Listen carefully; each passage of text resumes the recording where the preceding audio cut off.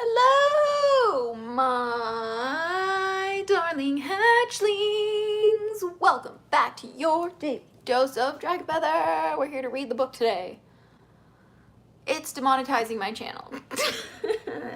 Yay! So if you're excited for controversial, spicy literature, my friends, my brothers, my sisters, then you're going to want to click that subscribe button, hit the like button, get yourself a snack, a drink, get cozy, get tucked in. This one. This book has been ruining everything I ever thought about reality, okay?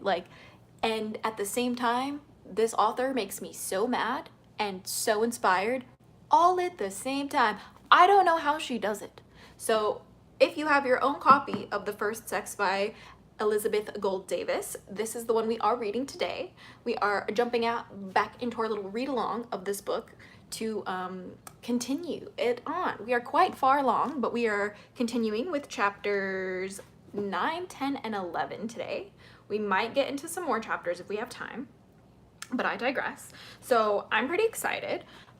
We are going to be covering, let's see, it is called, we're going to be covering the sexual revolution. We'll be covering patriarchy and hymenolatry, whatever that means. And then we will be into a new part of the book, which is part 3.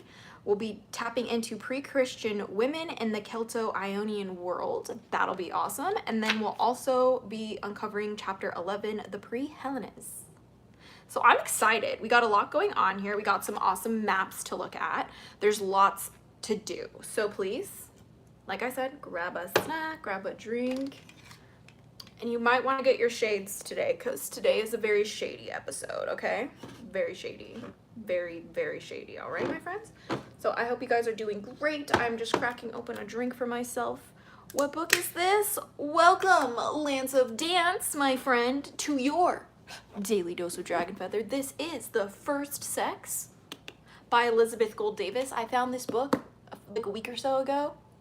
It was very much given to me by my dragons, a series of events that I just literally never was gonna engage in that day. I was compelled to leave the house. A series of things happened that made this book end up in my hands. I literally don't even know how I ended up with this book, but it's here today, and it talks about dragons. It talks about how God was originally a woman, or a goddess. Humanity was ruled by women originally. They don't want you to know that. They don't want you to know that, okay? Not again. Yeah, we're honestly just trying to get through this book, the entire book, because my dragon guardians want me to share all of the information that's inside. That's why this book found its way to me. So, are you excited? Are you excited? Are you excited? Because I'm so excited. So excited. Cheers, my friends. I love you so much. This one's for you, all my friends in the chat.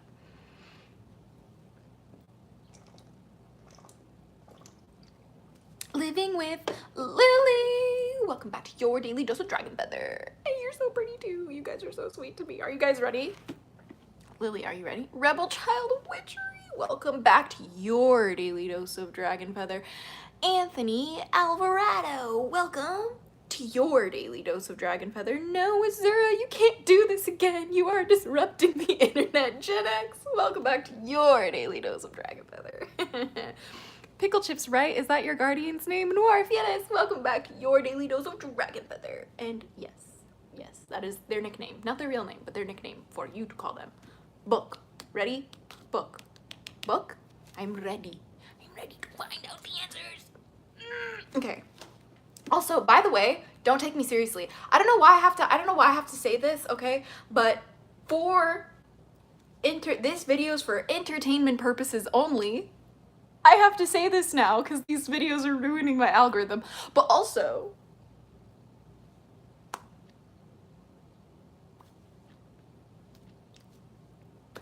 boom, okay? It just goes boom, okay? It goes boom in my personal life, but we're still here, okay? They don't want me to read this to you. I don't know why. So please know that this book will offend you. Viewer discretion is advised. For entertainment purposes only. And let's have fun? Yeah, let's have fun. Okay, ready to go. Just in Retro Stuff channel. Oh, welcome back to your daily dose of Dragon Feather. Not the worms, Lance of Dance. Not the worms. I can still chat. Yay! Okay, ready? Chapter 9. Bum, bum, bum, bum. The Sexual Revolution. I might have to censor myself. Some of the stuff that's in this book is so literally graphically described. You have been warned. This is not for children. This video is not for children, okay? I'm not saying this is the truth. Don't take me seriously. Okay, cool? Cool, good talk. Okay, so the sexual revolution, it says, every change in the relation between the sexes is accompanied by bloody events. J.J. Bakofen. I'm so scared. I'm kind of like scared of this chapter, I'm not gonna lie. You are very funny. You are my best YouTuber. Oh my god, Justin! Boom. Okay, literally. Justin, seriously, you just made my whole day, so cheers to you, Justin, for watching the channel.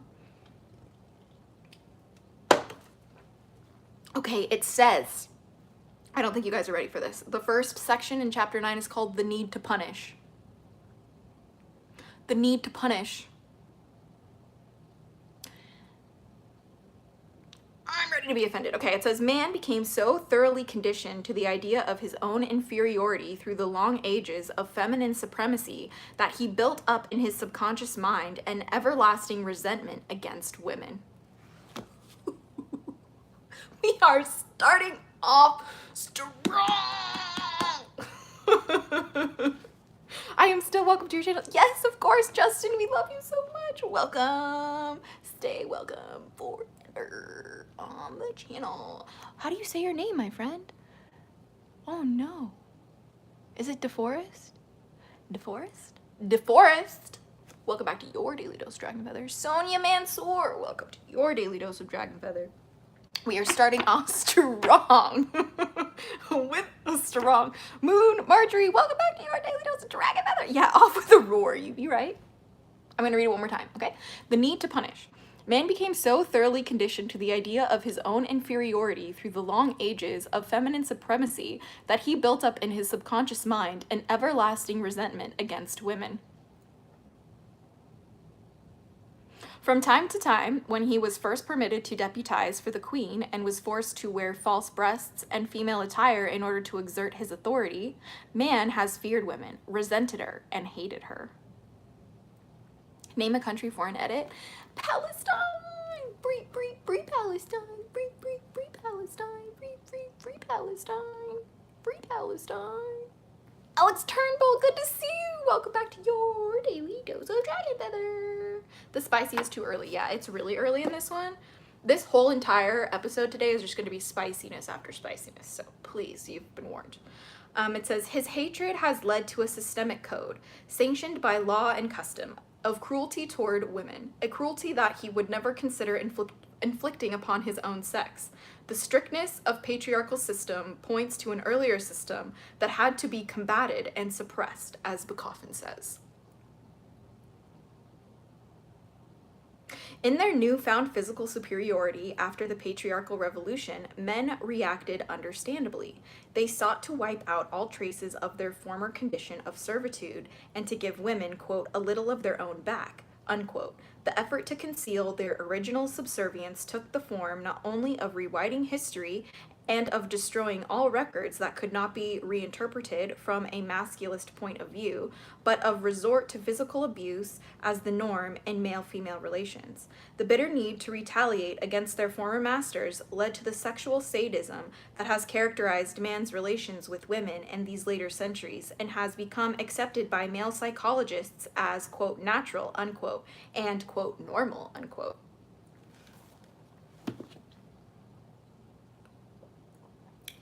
Spicy, spicy, spicy. Dragon? High Flyer? Thank you. Welcome back to your daily dose of Dragon Feather. We are here. Dragon Hype in the chat. Dragon Hype in the chat. Buzzy Wallet. Hey, hi, hello. Welcome back to your daily dose of Dragon Feather. I mean, all life comes out of a woman, so of course they'd be goddesses. Thank you, DeForest, for having logical sense. Thank you. Thank you, DeForest, for actually using your brain. Critical thinking skills. Wow. Do you know how many people lose their minds when I say all men came from women? And I literally just have to point to biology. Sir, are you a man? Did you or did you not get life from your mother? Thank you. Good talk. Thank you. Thank you. Thank you. Okay. The dragon is here and he wheezing at this. Hey, I love it. I love it. I love it. I'm so mad I missed Pickle Chips, but at least I made it to this one. Pickle Chips, Alex. I hope you know that Pickle Chips wants me to start doing like dragon channeling streams, not just with Pickle Chips, but with other like dragons, like pretty much regularly once a week. Like we're working, like my guardians are working with me to do like basically get into like regularly scheduled content for the lives, at least like regularly scheduled like themes, if you will, plus like a random miscellaneous day. So there's always something to be surprised by. But I digress, okay? I didn't want you to think that we'll never have Pickle Chips back. Pickle Chips will be back, very much so. In patriarchal law, sexual abuse of a man is far more serious crime than abuse of a female.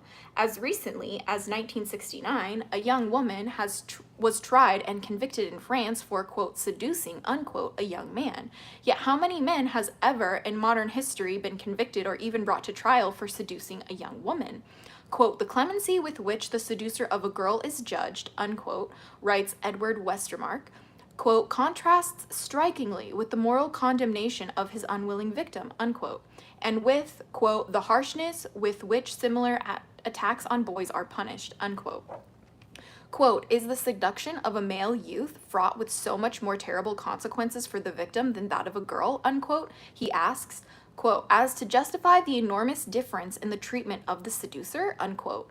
In Europe, until quite recently, the seducer of a boy was hanged, while the seducer of a girl was looked upon as a charming peccadillo to be boasted of openly.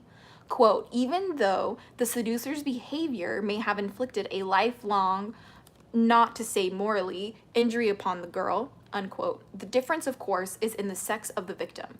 In the Judeo-Christian creed, the male body is the temple of God, while the female body is an object made for man's exploitation.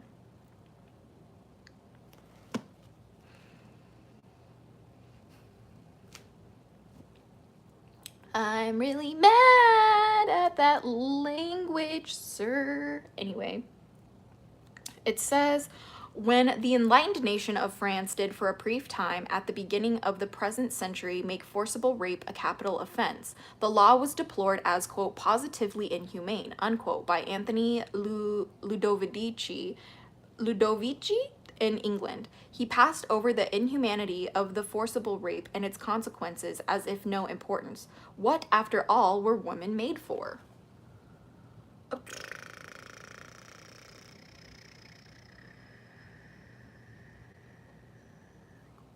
Notice how she said, where did she say it? Where did she fucking say it? It says, when the enlightened nation of France, bruh, France won't even let women compete in the Olympics wearing a hijab. You want to call France enlightened? You are racist, Elizabeth. Racist, Elizabeth. Thank you. Thank you for that. Quote, our whole modern civilization, unquote, writes George Simmel, quote, is a masculine civilization. The state, the laws, morality, and religion are institutions created by men and for men, unquote. Quote, sexual morals, unquote, adds Margaret Sanger, quote, have been fixed by male agencies which have sought only to keep women enslaved, unquote, and to use women solely as instruments of man's whim. Thus, quote, any attempt on the part of women to live for themselves has been attacked as immoral by these selfish agencies, unquote.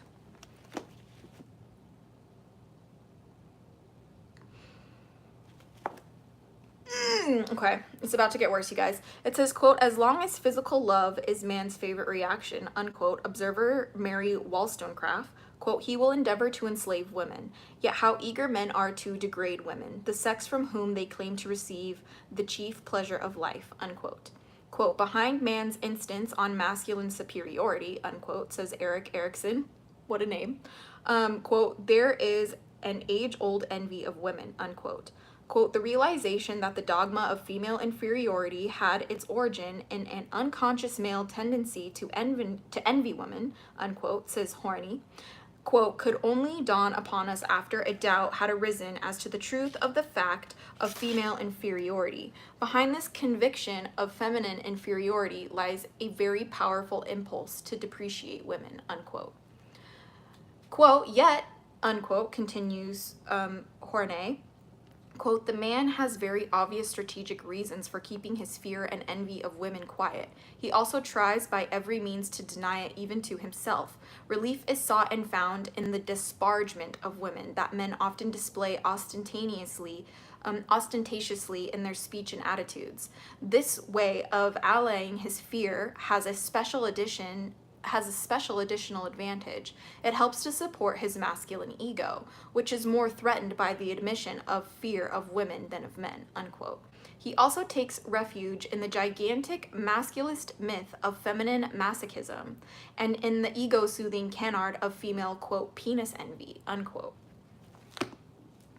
Sonia, if you do not like the reading, you don't have to watch it. Okay, we're reading our book here, okay? We're doing a little book breakdown of the first sex, all right? So this is crazy, you guys. So I just want you guys to know that like this first little section in the sexual revolution chapter is really kind of like hinting at the whole sexual revolution really stemmed from like men envying women's power. Men envying their, you know, and envying their body, their creation, the society they made. And so now, because of that fear, they have to keep that quiet. But why? Let's continue to read. It says, penis envy versus womb envy. It says Sigmund Freud is responsible for the, quote, penis envy, unquote, fallacy, as well as for the term itself. For a few decades, his theory of, quote, castration complex, unquote, from which all women were supposed to suffer, was accepted at face value by psychologists as well as by laymen.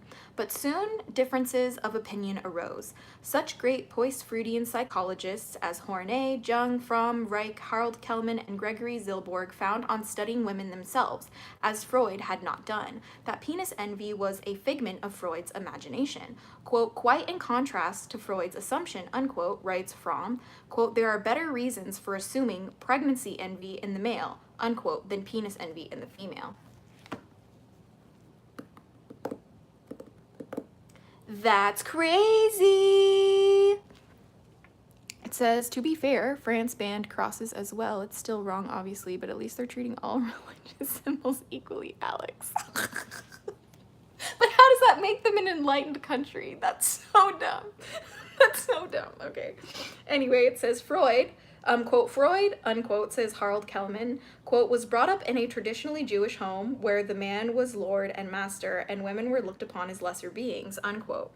Mere statelites to the men, or can I read? No. Statelites, satellites, mere satellites to the men, created only to serve and obey. His idea of penis envy was therefore based not on research, but simply on his belief that no sane creature could be satisfied to be a woman. Therefore, every sane woman must wish to be a man. And since to Freud the penis made the man, every woman must logically wish to have a penis. Freud stated that penis envy was inspired in all little girls at a very tender age and served to blight and cripple the child for the remainder of her life. Huh? Huh. You're talking children. Children? Children. No. No. No. No, no. Mm-mm. Mm-mm. Mm-mm. Before we proceed to the scientific facts of the argument, let us first ask, how many well-brought-up little girls are even aware of the human phallus? Some females never had the great privilege of viewing a phallus until their wedding night, although for those little girls who have baby brothers, this opportunity does come earlier. What in the F am I reading? Mm-mm. Mm-mm. Give me 1 second. I have to just kind of like skim this, make sure this is not. Can I read this on live? Can I read this on live? Okay, we're gonna try a little bit again. Okay, yeah, thank you, Tragic. I really appreciate it. Okay, okay. It says, what normal human being, however, could be envious of the poor little devices of boys? Simone de Beauvoir records that her first glimpse of a boy's phallus left her with a slight feeling of nausea, as if she had witnessed something faintly disgusting, quote, like a wen or a wart, unquote. Other women have expressed more active disgust, even comparing the sight to a monstrous deformity. What?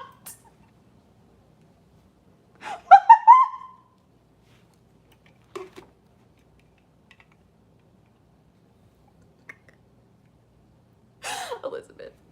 Elizabeth, please. Elizabeth, please. What are you writing in this fucking book? Isn't Freud the man who thought all of man's problems was because man wanted to, you know, be with their female relatives? I think you're right, DeForest. We literally had to learn this in my psychology class. Oh my god, that's crazy. Why Elizabeth bringing kids into this? That's what I want to know, Lance. It's fucking weird. My farts are loud but don't smell. Am I broken? AA. That's fucking awesome, okay? That, if you ask me, is kind of a fucking flex. Okay, here we go.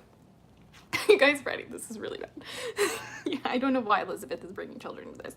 It says, the feminine disgust bears out Rake's conclusion from his studies of the psychology of women that, contrary to the belief that little girls feel deprived upon discovering the boy's phallus, quote, we have good psychological evidence that the sight leads to the first manifestations of feminine vanity, unquote.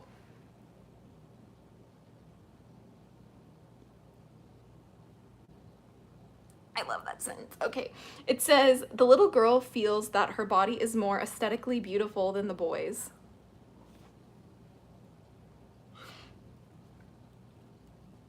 I'm loving this. I'm loving this. It's and that her private equipment is far less repulsive, though, perhaps not so convenient on a picnic. What? Horne brings out this point when she says that, quote, the disadvantage on the side of women exists only at the pre-genital levels, urination. On genital levels, the advantage of not having a penis is on all sides of the woman, unquote. For her sexual activity is not dependent upon the whim of an organ over which she has no control. Quote, women's capacity for coitus and its enjoyment is certainly not less than a man's, unquote.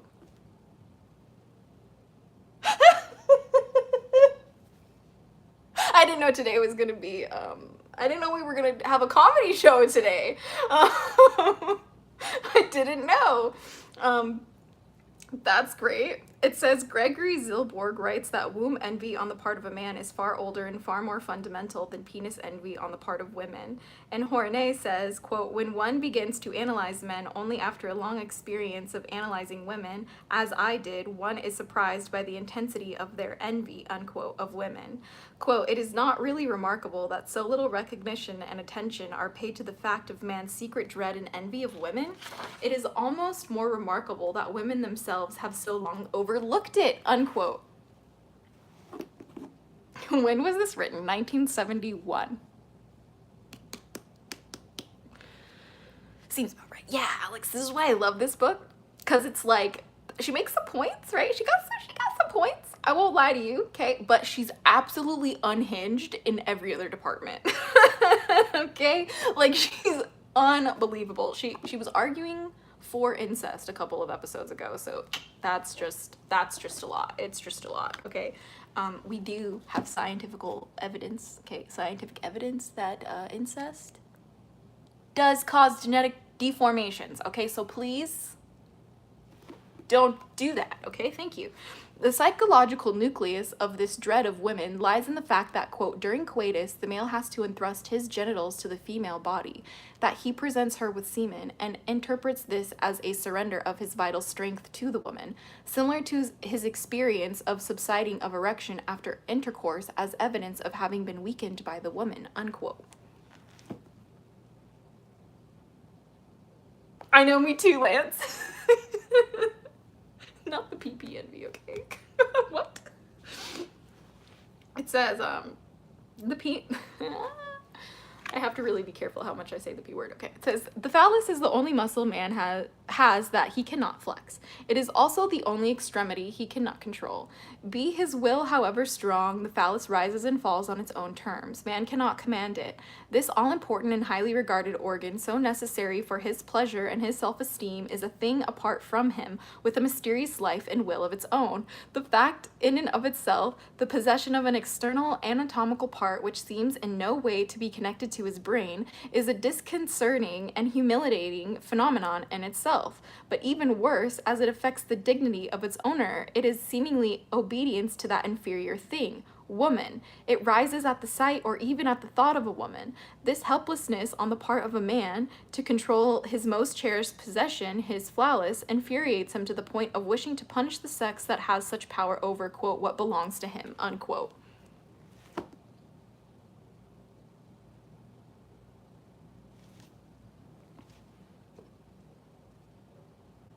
That is some tea, Elizabeth.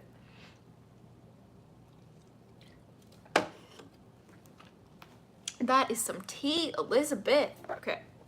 It says, woman possesses no such defiant appendage. Her clitoris, so often equated with a vestigial phallus, is a mysterious little thing, apparently put there exclusively for the woman's pleasure. Unlike the phallus, it neither urinates nor creates. It is a purely gratuitous sexual adjunct, which causes her no discomfort and no humiliation. Man resents women's independence of her, quote, penis, unquote, the unpoised clitoris, and his dependence on his multi-purposed phallus. Nature seems to him to have practiced I cannot say that word. I don't even know what to replace that word with. It's the N word as an adjective. Excuse me. Nature seems to have practiced a something economy when she came to designing man, in contrast to the munificence she lavished on the making of woman. That. Literal. Okay. Random. Oh no! Random. Welcome back to your daily dose of dragon feather and awesome. Have a good night. Okay. Anyway. It says, in civilized societies today, the clitoris envy or womb envy takes subtle forms. Man's constant need to disparage woman, to humble her, to deny her equal rights, to belittle her achievements, are all expressions of his innate envy and fear. In earlier times, and still in primitive societies where the instinctive dread and awe of women has not yet turned to fear, pulse, hate, men have sought to imitate the dreaded object, quote, the basic theme of the male anatory cult, unquote. Along primitive tribes, writes Margaret Mead, quote, is that women hold the secrets of life and that man is perhaps unnecessary, unquote. So, quote, man has hit upon a method of compensating his basic inferiority, unquote, by imitating the functions of women. Honestly, Rob Horn, you have such a great question. What the fuck am I reading? I'm glad you asked. We are reading The First Sex by Elizabeth Gould Davis. This was a book written in 1971, so some of the information is pretty dated, but it's basically just a book exploring human history, how God has its origins in being goddess, human society was created by women, and how we got to where we are today. So it's actually pretty awesome. I hope that you guys are enjoying this curiously compelling, absolutely baffling, incredibly offensive, and just befuddling text. I hope you're enjoying it, you know? Tova, welcome back to your daily dose of Dragon Feather. Eddie's Funhouse, welcome back to your daily dose of Dragon Feather. And we're returning. Okay. It says, men go through all the motions of giving birth, of menstruating, and of phallus mutilation to make the phallus more closely resemble the female vulva. In a previous chapter, we presented a brief sampling of the evidence for male envy of women. We know of no comparable evidence in history or in legend for penis envy, no sacred rituals based on women's imitation of the functions of the male, no incident in which women have sought to mutilate their genitals to resemble man's, and no play acting in which women have pretended to produce seminal fluid as men have pretended to produce menstrual blood. Sexual envy is exclusively a masculine phenomenon.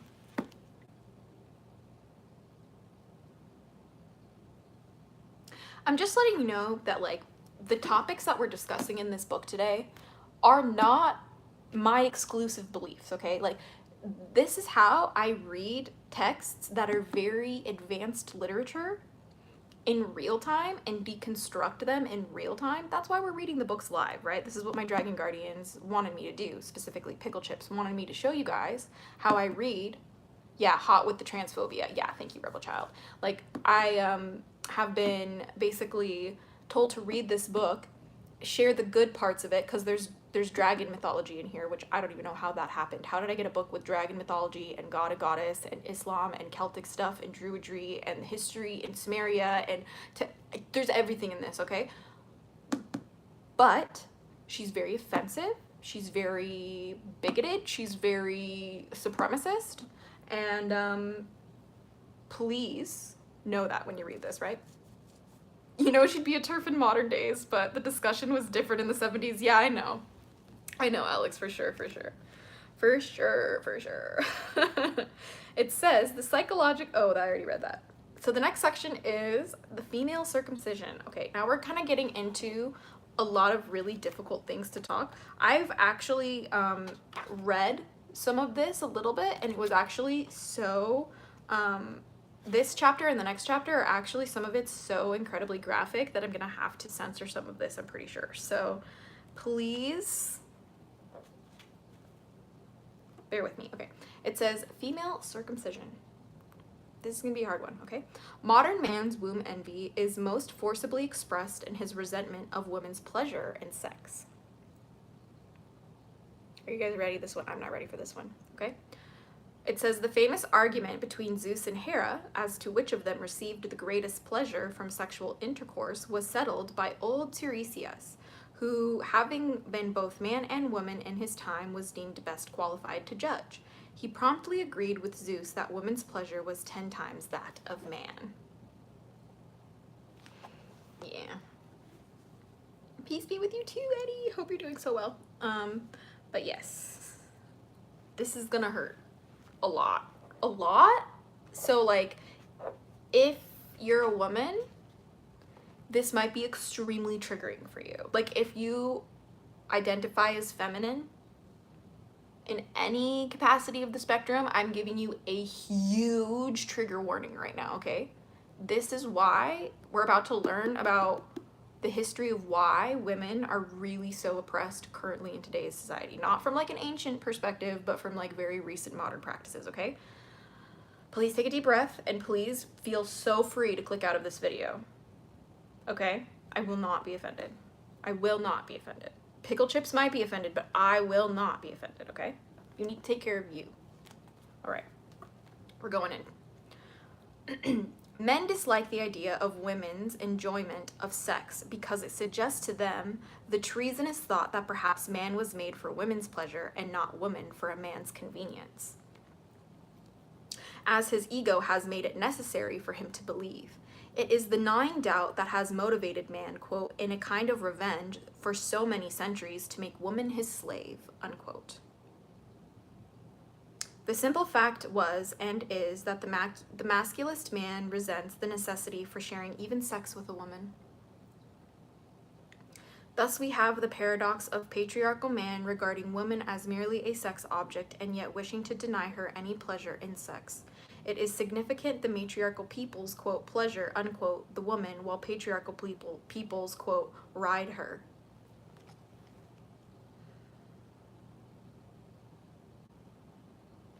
I'm gonna have to read that one again, I'm sorry. The simple fact was and is that the masculist man resents the necessity for sharing even sex with a woman. Thus we have the paradox of patriarchal man regarding woman as merely a sex object and yet wishing to deny her any pleasure in sex. It is significant that matriarchal peoples, quote, pleasure, unquote, the woman, while patriarchal peoples, quote, ride, unquote, her. Karina, I'm so excited for you. I'm getting sterilized and then I'll be free, no children for this uterus. Oh, I'm so happy for you. That is just the best thing in the world. You should have a fucking party, because like that is literally Yeetus the Yeetus. Yeetus the uterus. Yeetus the fetus? Yeetus all of it. Okay. That's awesome. This one's for you. Okay, Sometime back in the later years of the patriarchal revolution, some extreme patriarch devised a method of reducing women's pleasure in sex without affecting man's. If the clitoris was the seat of women's pleasure, as Aristotle said, then away with it! The invention of clitorectomy or female circumcision was accredited in tradition to Gyges, Gyges, the Lydian. But since Lydia was still female-dominated in Gyges' time, he had won the throne by murdering the queen's consort and marrying her himself at her insistence, as Herodotus tells us. This seems very unlikely. It is far more likely that the Islamic legend that Hagar, Abraham's concubine and Ishmael's mother, was the first victim of female circumcision is the correct one. The odds are that it was a Semitic innovation originally, as the Arabs became and continue to be the most enthusiastic exponents of it. Quote, son of an uncircumcised mother, unquote, is the worst epithet one Arab can hurl at another. Okay, so that paragraph was super Islamophobic, super anti-Semitic, and really sad. Okay? Definitely smoking something when she wrote that. I know. What the hell?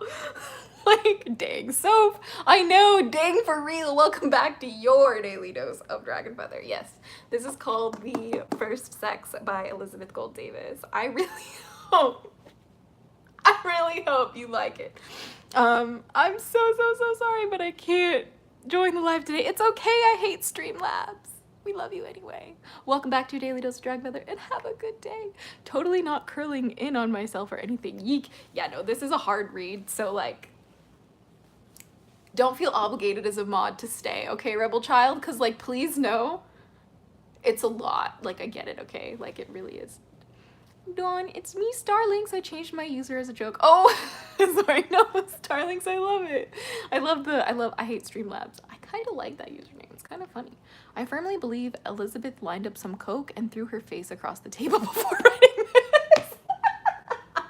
Yeah, someone cooked there and you fucking served, okay? Hold up.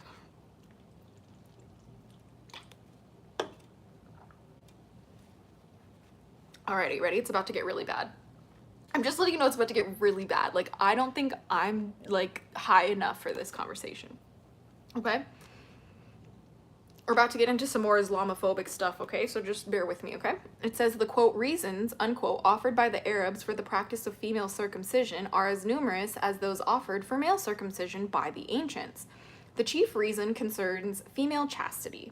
Women who are uncircumcised, say the Arabs, are oversexed and are therefore apt to be unfaithful and unchaste. Sir Richard Burton, however, who knew the Arabs well in the 19th century, says that the excision of the clitoris and the labia rendered women more lascivious, but far less easily satisfied.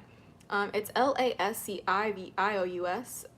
and I'm pretty sure that means just like moody. Anyway, quote, the moral effect of female circumcision is peculiar, unquote, writes Burton. Quote, while it diminishes the heat of passion, it increases licentiousness and breeds debauchery of mind far worse than bodily unchastity, unquote. Gee, I wonder why? Huh? You're going to take away a woman's seat of pleasure and you wonder why the least of your issues are unchasteness?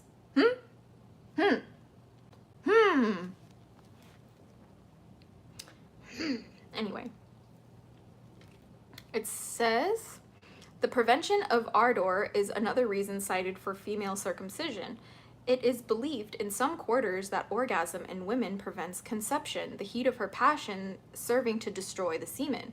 Quote, she burns, unquote, writes Davenport. Quote, and as it were dries up the semen received by her from the male, and if by any chance a child is conceived, it is ill-formed and does not remain 9 months in the mother's womb, unquote.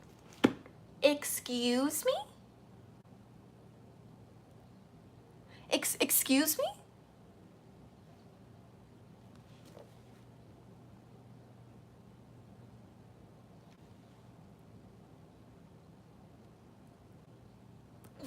Why do my dragons want me to read this live? This is how much we've read. This is how much we have to read. Do you understand? This book just keeps getting worse.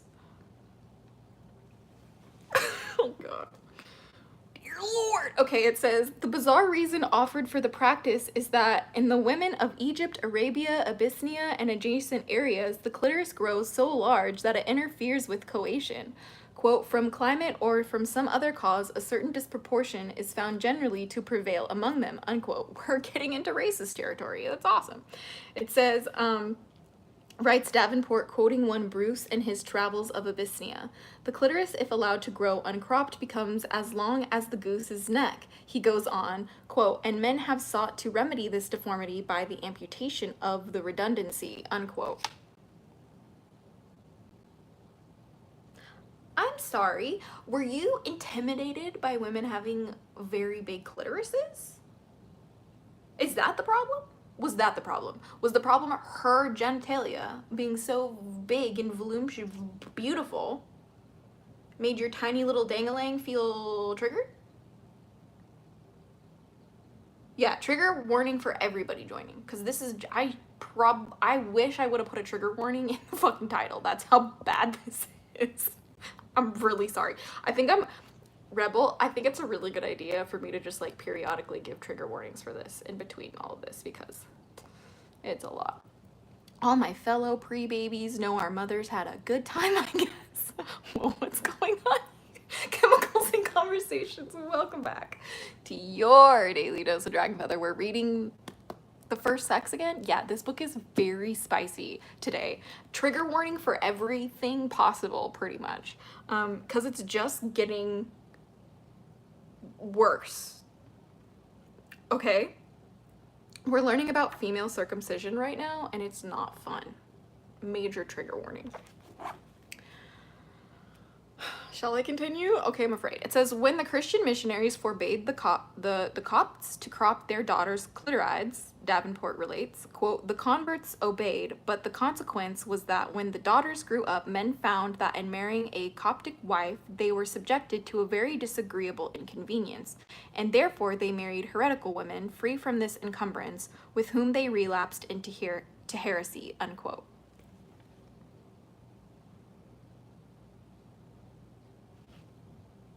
Quote, the missionaries, therefore finding it impossible that their congregations would ever increase, laid their case before the College of Cardinals at Rome. They took it up as a matter of moment, which it was, and sent over visitors to make a report upon the case as it stood.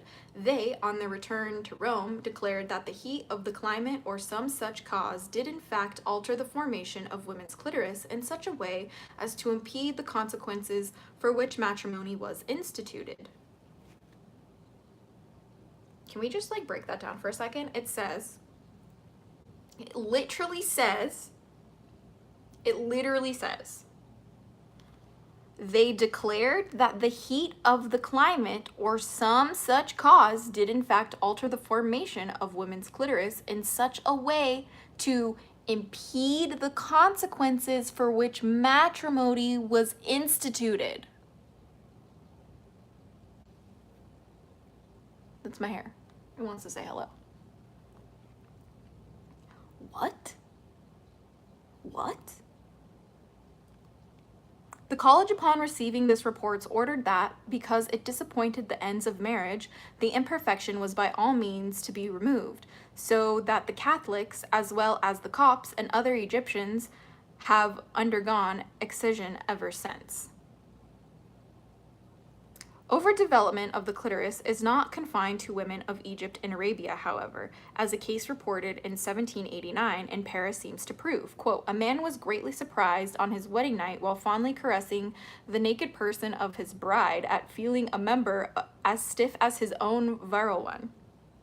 In utmost confusion, he got out of bed, imagining that he was bewitched, or that a trick was being played upon him by substituting in the marriage bed a man in place of his beloved spouse.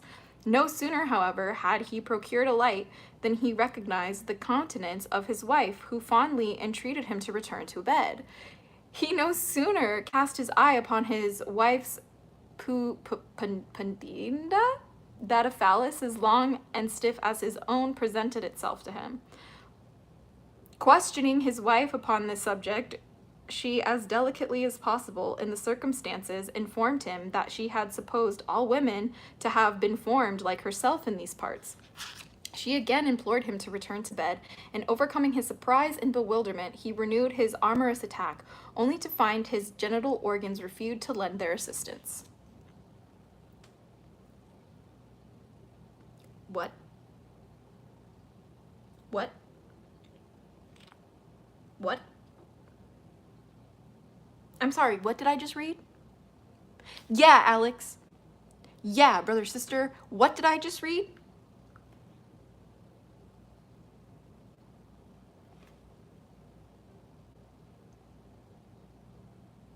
To his further surprise, his newly acquired wife then turned him over beneath her, and by a strange metamorphosis, the man became, as it were, a woman, while the woman played the part of one of the male gender. Unquote.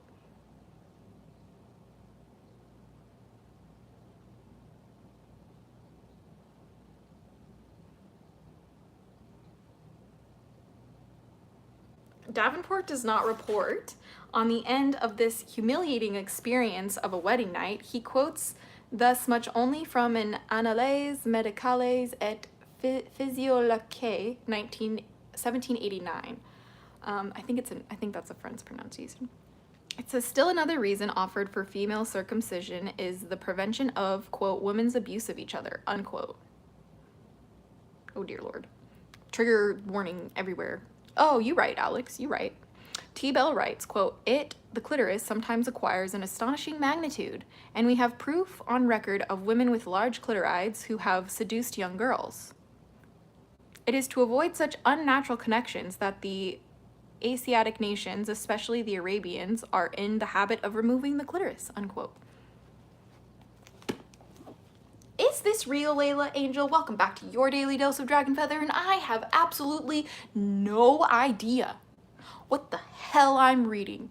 But this is called The First Sex by Elizabeth Gould Davis. This book found its way into my life via a series of mysterious, magical events, and the dragons say I have to read it to you.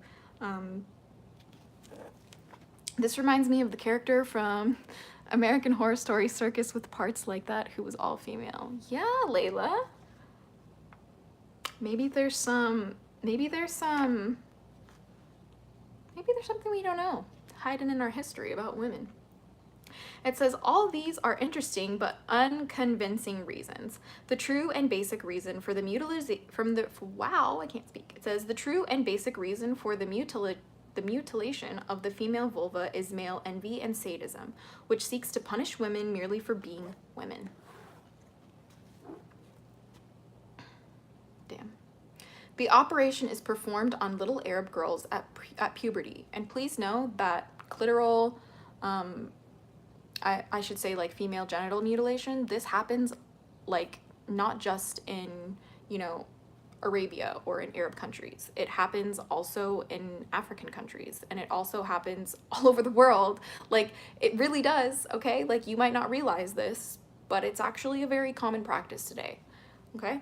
So this book is just very Islamophobic, very anti-Semitic, okay? Good talk. Okay. The clitoris and the labia, I can't read that out loud. It says,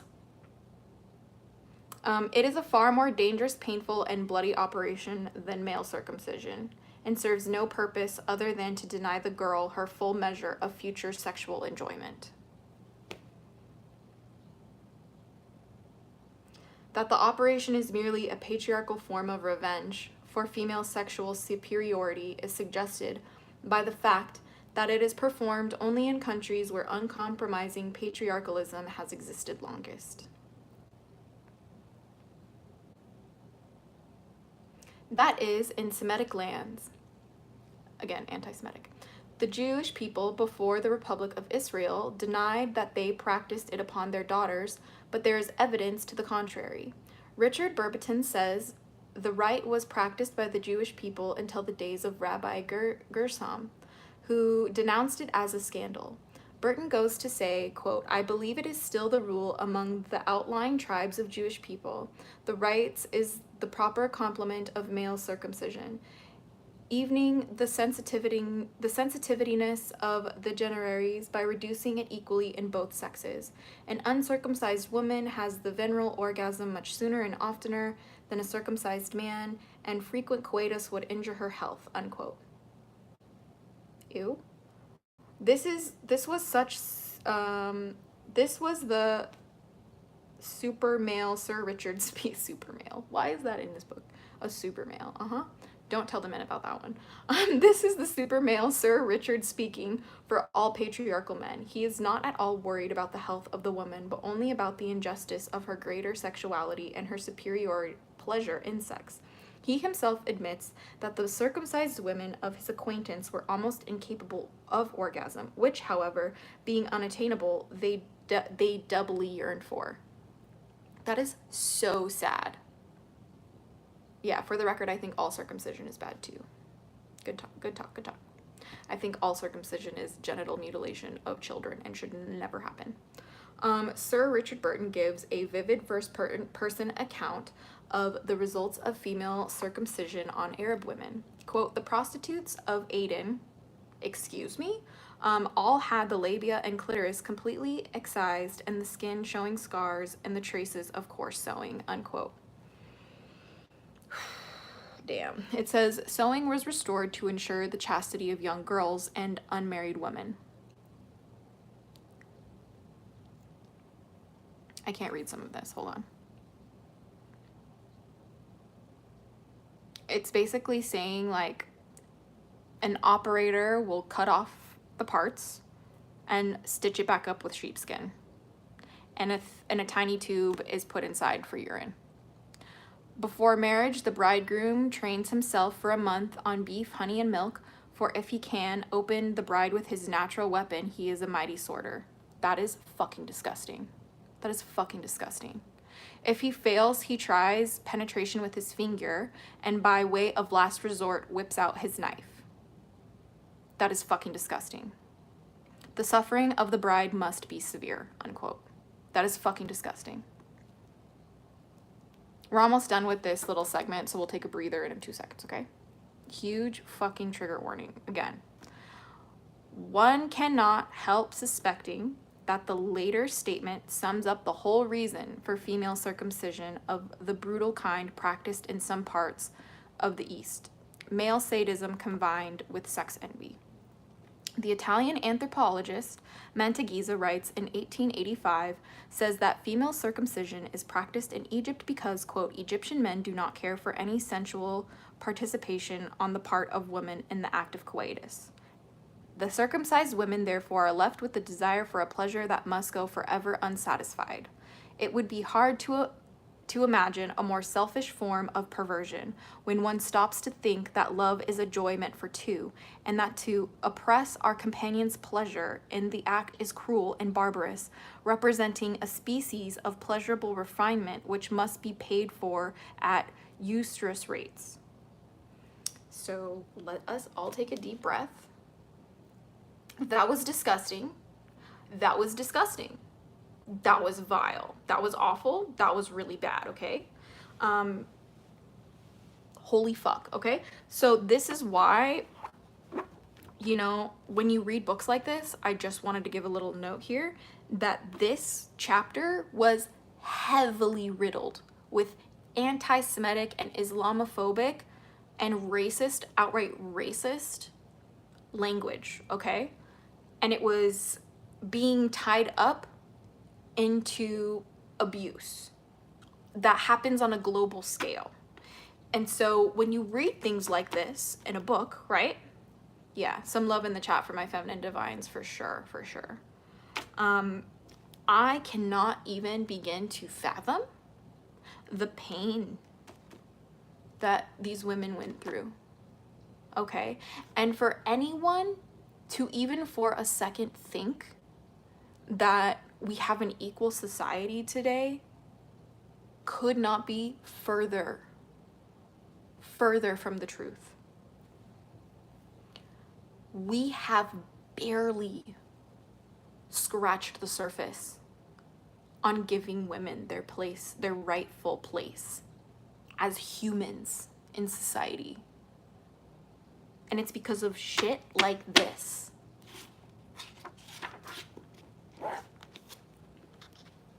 Okay. Surprisingly, this chapter's worse, okay? Like, I'm really pushing myself reading this book. And I would not read this book to you guys live if Pickle Chips wasn't insistent upon it. Pickle Chips, for those of you guys who do not know, Pickle Chips is a nickname for one of the dragon spirits that I work with, or a dragon guardian that I work with. And Pickle Chips tells me that the most important truths are the hardest ones to hear, and the best way to hear them is together.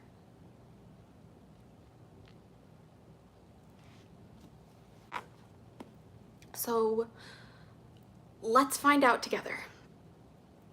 Chapter 10, Patriarchy and Hymenology.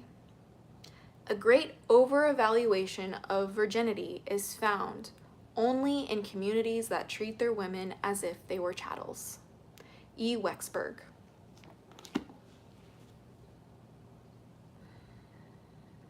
I might have to take a break. Hold on. I might just have to like run to the bathroom because this is a lot. I'm giving myself a major trigger warning, okay?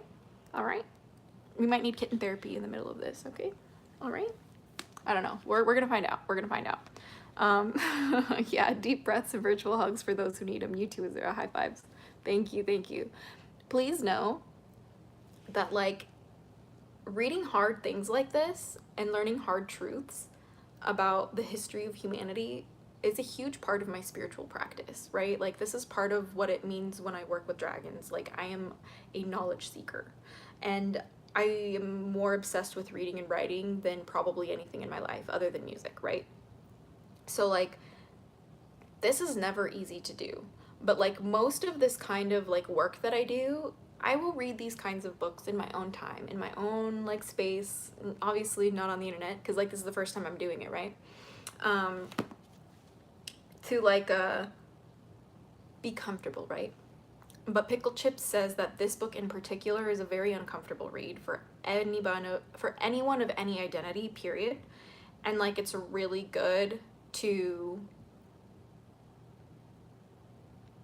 take it in your own time, which is why this read through, as we go on, we're only doing it in like 3 chapter increments, because it really is so much. Hey Asinator, good to see you. Welcome back to your daily dose of Dragon Feather.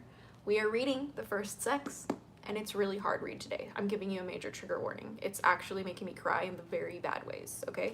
Like, not like an amazing cry, like a holy crap, we are traumatized as a people kind of cry. So please, if it's too much for you guys, like, you guys can click off, I understand. It says, how's your boyfriend? In an intentional way to change the topic for a second. He's actually recording with one of our friends in the other room right now.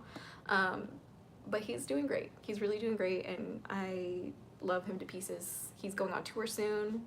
I'll be going on tour with him. You might get to meet me, okay? I'll have more information soon though, but that's kind of what's up, all right?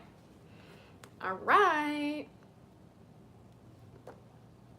This is called Chapter 10, Patriarchy and Hymenology. And the first section is called The Hymen and the Blood Taboo. Are you ready? Ready, kids? Aye, aye, Captain. Okay. Oh, okay. It says, another byproduct of the patriarchal revolution was the development of the human female through sexual selection of the hymen, a membrane which she shares only with the elephant, the ass, and the pig.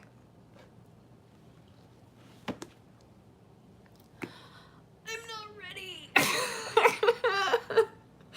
Like female circumcision, regard for the hymen occurs only in certain very restricted areas of the world, primarily in Semitic and Christian countries.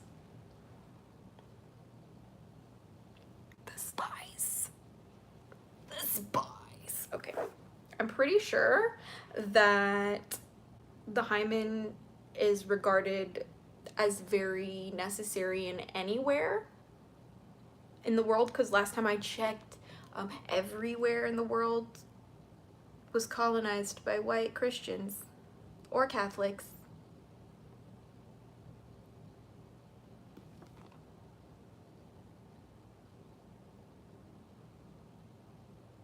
Okay, so this book is killing me. It says, the more universal any custom or belief is, the more ancient we find it is. The ubiquity of phallus mutilation, the couvade, and male circumcision testifies to their antiquity, while the spatial restrictiveness of female circumcision and hymenolatry testifies to the recency of their origins.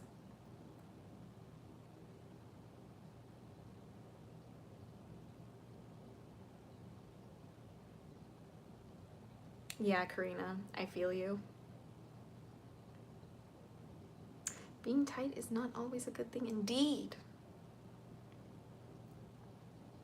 So much to unpack here. You do not need to be ashamed if you have a vagina. Do you understand me? You are awesome, okay?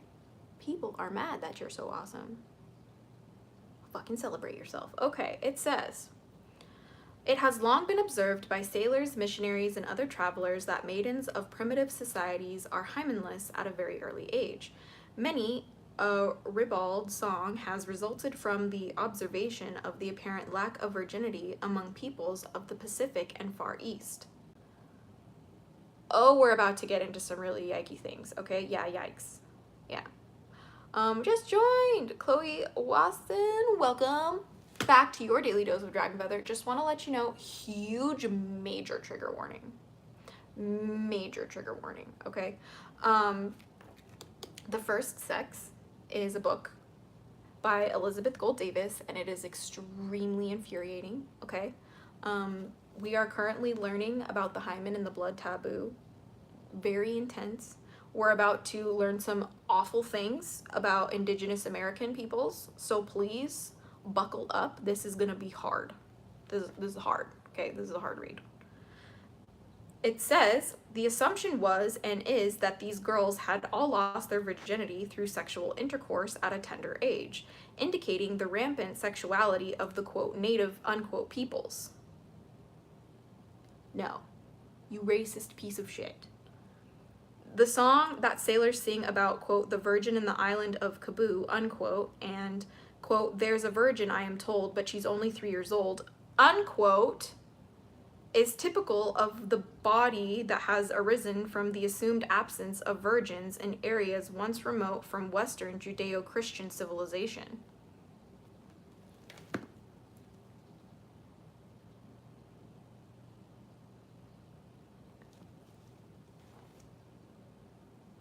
The truth, however, is that these girls have lost their virginity not through sexual intercourse, but by deliberate defloration at an early age.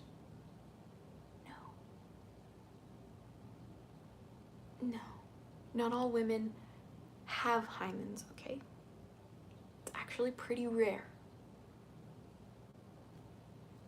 In China, Japan, Siam, Cambodia, the Moluccas, the Philippines, and adjacent islands, quote, the hymen was ruptured in early childhood by an old woman who was employed for this purpose, unquote. Among the Toda, a man of another tribe comes and stays in the village and deflowers all the young girls approaching puberty. Excuse me? Excuse me?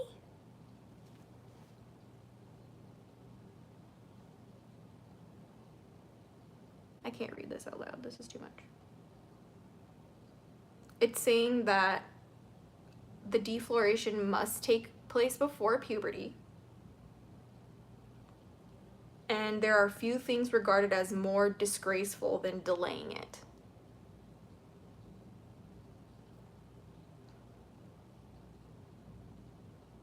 The worship of the hymen is restricted to the few peoples among whom patriarchy was enforced literally with a vengeance. That is among the Semitic peoples of Near East and their cultural descendants of later Christian Europe. The book is called The First Sex by Elizabeth Gold Davis. It's really hard to read. Major trigger warning. Major trigger warning. It says, the hymen is an acquired adjunct.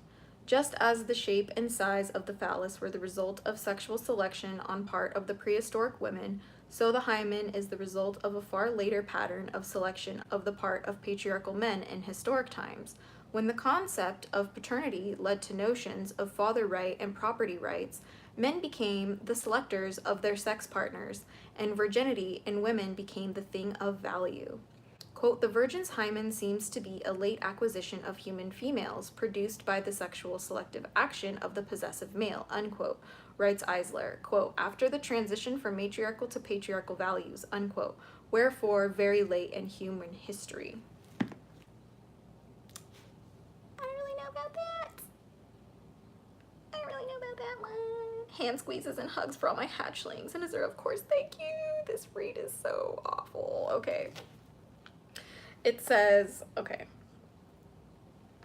The development of the hymen in women, however, much men approved and encouraged it, led to new problems, new taboos, and new guilt on the part of men in their relations with women. Women's blood has always, ever since time began, been dangerously taboo. Menstrual and postpartum blood, as well as the venous and arterial blood of women, was powerfully sacred and a thing to be avoided at all costs. But now it became necessary to shed women's hymenal blood in the sex act. I don't really know how, like, this is giving very Christian fantasy. Okay. It says, so man was beset on all sides by that mysterious, dangerous creature, woman. The forcing by many patriarchal peoples of virgins to give up their hymens to the god may also have served by way of retaliation for the mountains of foreskins, phalluses, and testicles that men had in times past showered upon the goddess.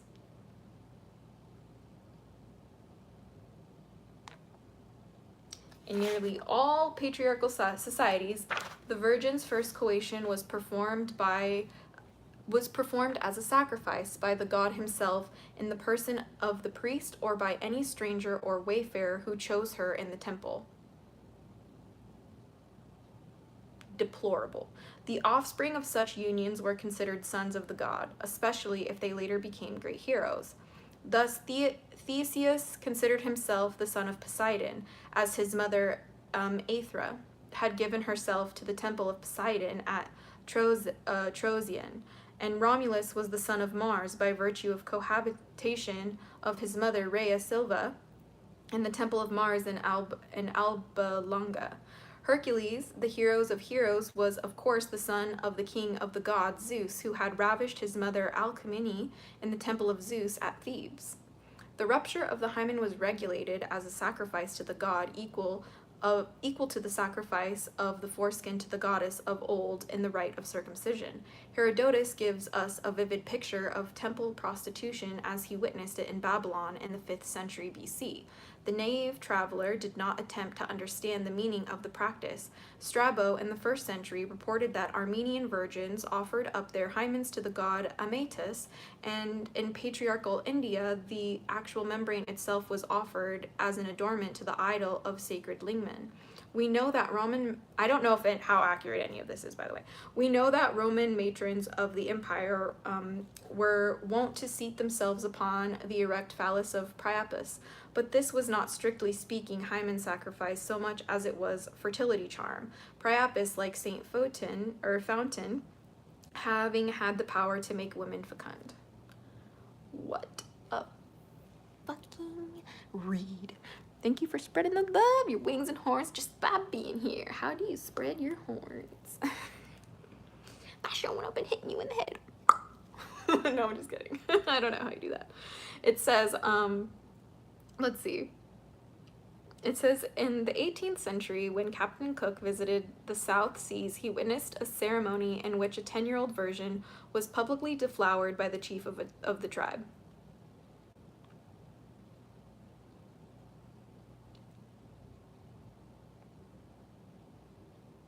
This, however, was not, as Captain Cook supposed, a ritual hymenal sacrifice, but a therapeutic measure designed to render the girl fit for marriage, hymens being held in low esteem by matriarchal peoples.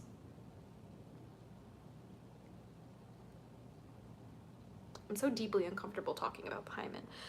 In fact, quote, so little value is placed upon virginity that the culling of the first flower is considered a servile duty, and girls who retain the membrane past puberty are looked down upon, unquote. In many cultures, the custom was adopted of having a bride deflowered by a third party. Excuse me? Excuse me?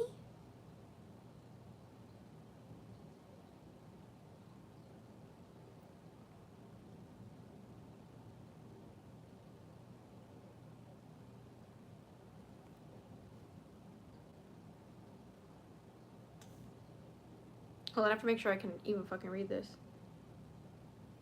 In some cases, the priest, in some a midwife, and in some present-day primitive societies, by the sister or father of the bride. The medieval droit du Seigneur, in which the baronial bride was deflowered by the lord of the manor, was not a cruel appropriation of the husband's, quote, right, unquote, as modern sociologists assume, but a survival of the custom of removing the danger of the hymenal blood from the husband to one whose power was better able to withstand the menace. Yes, Lance of Dance.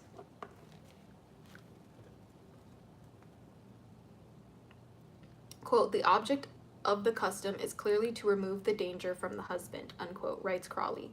Yet in, quote, the taboo of virginity, unquote, Freud attributes the custom of defloration by the father to the, quote, electra complex, unquote, which, like penis envy, all girls are supposed to suffer from. That is, the wish to be... I can't say that out loud.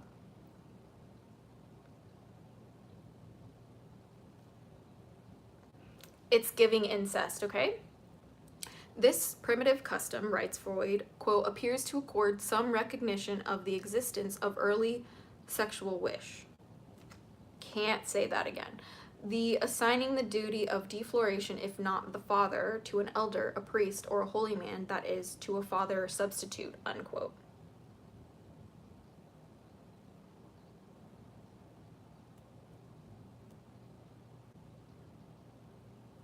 The fact that we survived as a society with the things that was allowed to happen to Briss. Welcome back to your daily dose of dragon feather, dropping facts in the chat, because what the fuck did I just read? The only thing wrong with this hypothesis is that it is not true. And anyway, the girl does not choose her deflowering agent. The actual reason... What do you mean she doesn't choose? Say it with me, okay? My body, my choice. Okay? It's really, really, really easy, okay? Okay, now you try it. My body, my choice. Okay? Good talk. The actual reason for premarital defloration by whomever performed goes back to man's ancient fear of woman and the shedding of her blood. Quote, in the defloration of the virgin, the fear that comes into play is not merely that of women in general, but also the fear of shedding her blood, unquote. Thus, man sought to avert from himself the consequences of the very bloodshed that his own sexual selection had made necessary.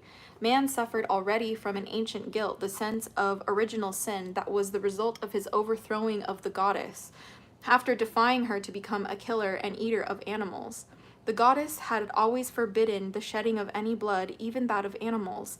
In Greek legend, it was not until the early Bronze Age, the period of patriarchal revolution that followed, the long millennia of the golden and silver ages of matriarchy, that man first began to eat flesh of animals. And in the legend of the Jews, which is in italics, so I think it's a writing, it says Ginsburg places the innovation of meat eating in the time of Noah's descendants, after the flood of the 5th millennium BC. Quote, God accorded permission to Noah and his descendants after the flood to use the flesh of the animals for food, which had been forbidden from the time of Adam until then, unquote. God exists to some people, Jacket.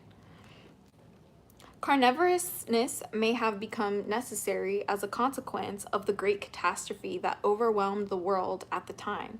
The myth of Cain and Abel, as we have pointed out heretofore, implies a great drying up of the vegetation and a famine of the fruits on the ground. The Cain story is an allegory, misplaced in time, of the drastic change in man's habits from vegetarian, agricultural gynarchy to hunting and preying nomadic patriarchy. Damn. The institution of sacrifice was a product of man's shame and guilt as these drastic innovations. Whereas the goddess had been satisfied with offerings of fruits and vegetables, the foreskins of circumcised males, the new male god demanded sacrifices of blood. Quote, when frugivorous man became a carnivore, unquote, writes Eisler, quote, he felt compelled to ameliorate his guilt by animal sacrifices and even human sacrifices to the new gods, unquote. The blood spilled in these sacrifices was masculine blood, the sacrifice itself being a shameful secret between blood-shedding man and his bloodthirsty gods. That is a fucking bar, okay? The blood spilled in these sacrifices was masculine blood, the sacrifice itself being a shameful secret between blood-shedding man and his bloodthirsty gods. It's so hard to believe a woman wrote this. Are you kidding me, Lance of Dance? Elizabeth, you should have been named Karen. You should have been named Karen. Dear Lord. It says women's blood remained strictly taboo. Even after the demise of goddess worship and of matriarchy, women's blood must not be shed. Smother her, poison her, drown her, burn her, or boil her in oil, but do not shed a drop of her blood.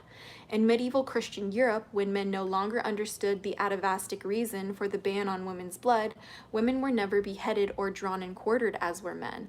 Burning alive was the accepted form of execution for women. A great inquisitor, on being asked why this was so, and himself not being aware of the true reason, replied that, quote, a bloodless death was more agreeable to women, unquote. Paracelsus, a famous 16th century physician, perpetuated an ancient belief in the mysterious sanctity of woman's blood when he wrote in his book on diseases. Quote, only a common boor thinks that the blood of a woman is the same that as the blood of man. It is of a different substance, a spiritual substance, a more and more refined than man's, unquote. Ooh, I'm going to read that again. It says, quote, only a common boor thinks that the blood of a woman is the same as that of a man. It is of a different substance, a spiritual substance more refined than man's, unquote. Damn, Paracelsus, that's a bar. So from the shedding of women's blood in the sex act arose the feeling of guilt connected with sex to be added to a man's other great guilts, meat eating and goddess dethroning. Quote, sex guilt, unquote, says Eisler, quote, could not have existed in the matriarchal stage before the possessive patriarch had succeeded in breeding. From a highly prized accidental mutation, author's italics, a strain of maidens provided with a hymen, an anatomical abnormality analogous to webbed feet, which had since been identified with a woman's honor, unquote.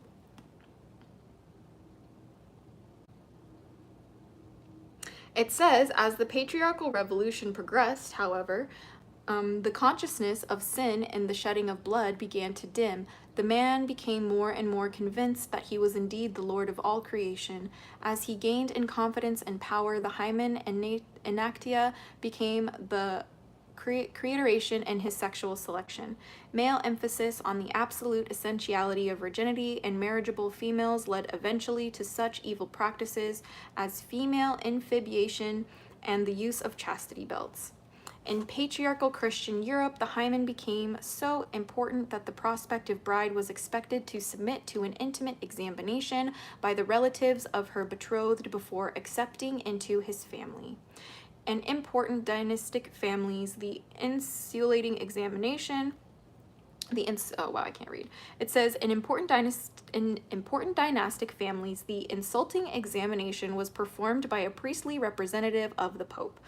Of this examination, the great French naturalist Georges Louis Buffon writes in 18th century, quote, "Indeed, the physical evidence of virginity is often lost in the very search for it, and the indignity which causes the pure and modest girl to blush, or rougir, to bleed, with shame is the true defloration of her purity," unquote. Author's translation. That is disgusting. That was disgusting. Ew. Ew. Hymenal sexual selection went so far eventually to produce a few high-bred ladies with hymens so impenetrable as to render them perpetual and unwilling virgins, which may have been the case with Queen Elizabeth I, the Virgin Queen of England. Okay, that is too much. Okay? That was too much. Okay? I'm pretty sure Queen Elizabeth, the Virgin Queen of England, did not marry a man because she saw what her father did to her mother. Okay? She saw how much her mother had no power. Okay? And she never, ever, ever forgave her father, who I do not know his name, okay? But he was a king who we do not give a shit about. But we know Queen Elizabeth. And what is a queen without a king? Historically more powerful. So that's probably why she did what she did. Not because she couldn't have sex, you weirdo. Geez, ew, isn't you right? We love Jesus here, but yeah, not for the dying for our sins. Yeah, that's weird. Alex Henry VIII, thank you. Yeah, I didn't know.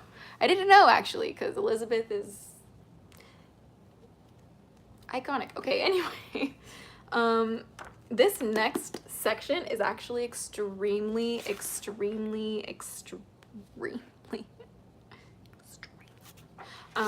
difficult to read. I will probably have to paraphrase most of it.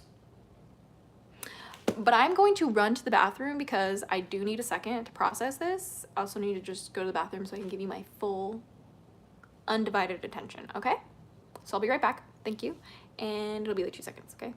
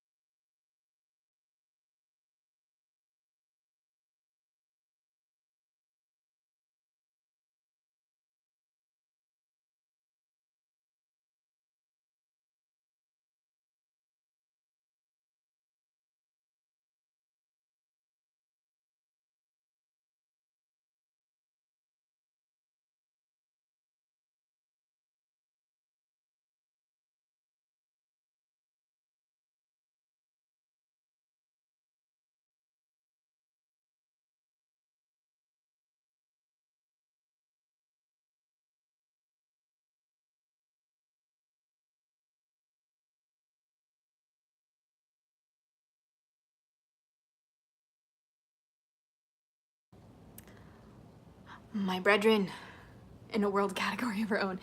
You know she was, okay? Like, Elizabeth really was in her own category. She was crazy, okay? Okay. For any of you guys know what infibulation is, Lance Dance don't need a piss break because this book be taking all the piss out of us right now. Actually, you're right. You're right. It's a lot. We're almost done with this chapter. we have a couple more things. Oh, we're not as almost done with the chapters I thought. We have like, I want to say like 8 pages of this chapter left, and then we have one more chapter, okay? One more. Sad part is the more things change, the more they stay the same. To Brits, not necessarily. All right, let's see. It says, infibulation. The development of hymenolitery led eventually to the infibulation of women and girls. As Eric Dingwell says, and trigger warning, this is absolutely vile, quote, the infibulation of mares has long been known to the veterinary profession, and there is no difference between it and the means of infibulating women. The two are identical and consist of fastening together the labia majora by means of a ring, a buckle, or a padlock, unquote.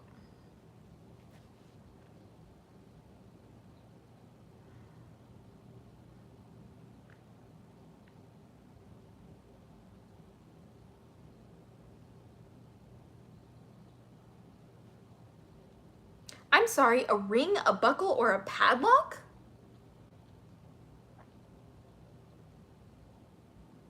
No. Give me a whole 2 business seconds while I see what of this entire this section I could even tell you. The biggest of trigger warnings. The method of infibulation, which Dingwall describes, was the European Christian form, mild and merciful by comparison with the Semitic form, which was practiced in the Arab countries of Africa and Asia. Wow, you really had to get me with the fucking anti-Semitic Islamophobic shit again, didn't you? Lizzie, what are you doing in this book? Lizzie, what are you doing in this book? According to Mantegazza, it was one of the first Christian kings who first introduced the practice of infibulation into Nubia, unquote. Yet after the Crusades, when the idea was brought back from the East along with the chastity belt, the practice was attributed to the Muslim, quote, infidels, unquote, from whom the Crusaders, no doubt to their delight, had learned it. No. By the way, it wasn't spelled very nicely in the book. She couldn't even spell Muslim right, okay? Yeah, thank you, Rebel Child. The trigger warnings are just, dear God, okay. I don't think I can read this next one, hold on. It says, the European form of infibulation was undoubtedly painful in its imposition and vastly uncomfortable in its duration, obviously. As late as 1871, less than 100 years ago, so from when this was written, a woman of Europe complained to her doctor that the weight of the padlock which her husband had imposed on her was tearing the lips of her vagina and causing her great pain and bleeding.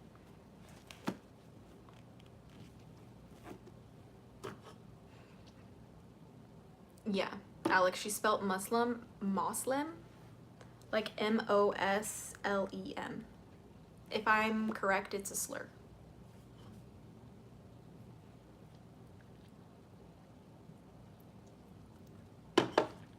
Because it's spelled like phonetically like Muslim.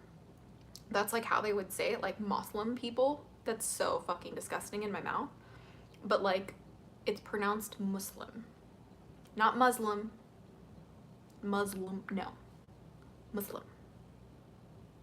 Very demure. Very mindful. Okay? Muslim. Okay?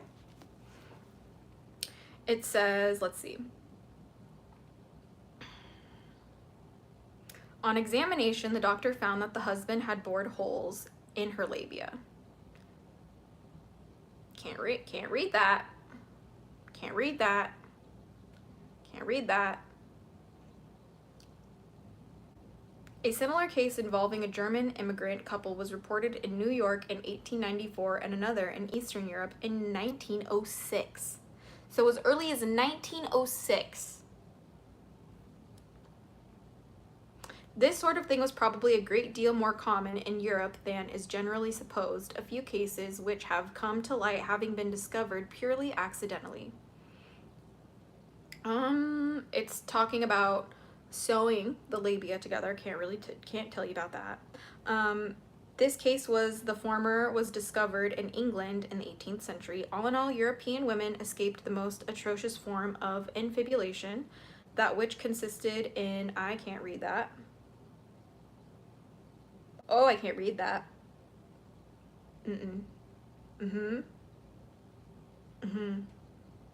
It says the excruciatingly painful operation was performed and may still be on little girls without benefit of anesthesia, and we know that that's true still today. There is a very, very, very graphic description of what these procedures were like, okay? We're not gonna read it, okay? Because major trigger warning. I recommend you get this book yourself, okay? I know I'm already getting demonetized because of this book. I mean, these videos are like getting demonetized, right? But like, let me tell you something, okay? Please do not be afraid to call a hotline for your mental health if this book hits you too hard. Because I've had to, and I'm not ashamed. This barbaric and heartless cruelty to women, perpetuated with the ostensible purpose of keeping them chaste, had been undreamed of in the pre-Christian, pre-Jehovah, pre-Allah civilizations of Greece, Rome, and Persia. For in those countries, when frail woman's virtue was not to be trusted, it was not she but the men around her who were tortured. Their phalluses were simply cut off. There is an analogy here in the present-day customs of birth control. For in Christian countries, it is the woman's health, comfort, and safety which are sacrificed in the name of population control, while in non-Christian India, it is the men who are sterilized. Yeah. Big hugs, okay? I'm gonna try and find a version of this book that's like a PDF so you don't have to pay to read it, okay, Lance of Dance? Because I don't blame you. You do not want to pay for this trauma, okay? I don't blame you, okay? Do you have a Patreon or something as your videos are getting demonetized? I mean, Alex Turnbull, I do. So I honestly might have to move a lot of my content onto my Patreon, and I would probably just keep it under like a really simple $1 a month because I don't want to charge for a lot of my videos. I just think that's stupid, but... Brian, welcome back to your daily dose of dragon feather. My aunt once told me, similar to the Jurassic Park scenario, women don't need men for the human race to exist. There might be some truth to that. There might be. It says the chastity belt is the next section, okay? Major trigger warning, okay? Okay. Are links on your channel? Right now, no. I'll get back to you tomorrow. That'll be my homework after this video, will be to just get all my links up again. They are in some of my videos, like my older videos, though. Hi, is the dragon feather? Oh, hey, hi, hey, bye. It says, okay. It says, in Europe, infibulation was resorted to by the lower classes, while chastity belt was supplied to the upper classes. Quote, who can afford such luxuries and who are aware that bodily cruelty is punished more heavily than the imposition of mental torture, unquote. That's a fucking sentence. It is certainly true that the chastity belt caused a great deal less pain than infibulation, but its discomfort and inconvenience, not to mention its humiliating aspects, were fully equal to that of infibulation. The idea of the chastity belt, like that of infibulation, was brought from the Semitic East by the Crusaders and was a fad in Europe from the 13th century on. She's really like, Jewish people, you guys are the problem. I'm just like, relax, Elizabeth. You hate people who aren't white like you. Bitch, relax, okay? It says, It says, the device consisted of an iron or silver corset with curving between the legs, a tight-fitting metal bar perforated with a narrow opening surrounded by rows of sharp teeth. I'm sorry, what? Shout out to the watermelon dragons and bio all around. Yes, please, please donate to my watermelon dragons in the description of my channel. Okay? Click the link and then click the different like GoFundMe's to help all of our watermelons. All our watermelons. I just got here. What all did I miss? Nightmare Fuel Studios. Luckily, you missed a lot, okay? This has been the most difficult read, all right? I just want to let you know, you missed the part where Zeus and Hera were kind of fighting each other on who was having more sexual pleasure, and then one of the hermaphrodite gods said that women's pleasure is 10 times that more of a man, and Zeus didn't like that, okay? So you missed that. I just wanted you to know, okay? Right now we're reading about the chastity belt and major trigger warning, okay. And we continue. It says, into this instrument of torture, the woman was locked, the key carried only by her husband. It was bad enough, no doubt, when the husband was at home to unlock the contraption occasionally and allow the poor woman to relieve herself and wash up. But at times when the lord and master was off to the wars and months and even years went by, the accumulated filth can hardly be imagined. Many were the medieval ladies who threw themselves from the castle battlements in despair at the unrelieved agony caused by this invention of the misogynists. That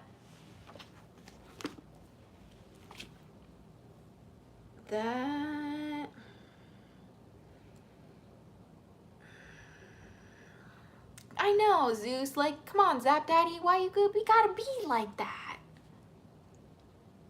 Zap Daddy, come on. I actually like Zeus, okay? Like, growing up, I loved the mythology, but like, Zap Daddy, please. Please.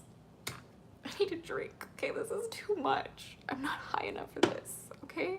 It says, if anyone wants to donate but can't, let me know and I'll make a donation on your behalf. Karina, you are the sweetest person I've ever known. I just can't believe it. You're always donating on people's behalves in my chat, and I literally just need to give you a huge hug. So here's my huge hug. Here's my, yes, leave a like on the stream for Karina's awesomeness, okay?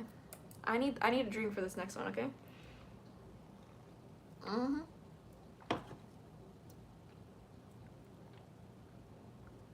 Oh my god, high flyer, I have to read this. Okay. If someone throws a rock at you and you're riding a donkey and you fall off, do you have the right to say you were stoned off your ass? That punnery genius. Punnery brilliance. Okay? Yeah. If you have pearls, clutch them now. Ready? We're gonna jump back into this. I've got my little giggles from the chat.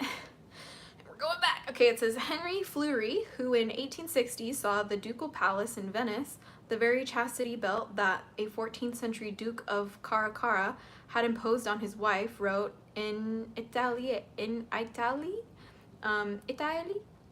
1861, quote, this monstrous apparatus was devised by the ferocious jealousy of the husband in order to ensure the material fidelity of his wife, and made her, who was subject to it, a victim of permanent and truly atrocious torture, unquote.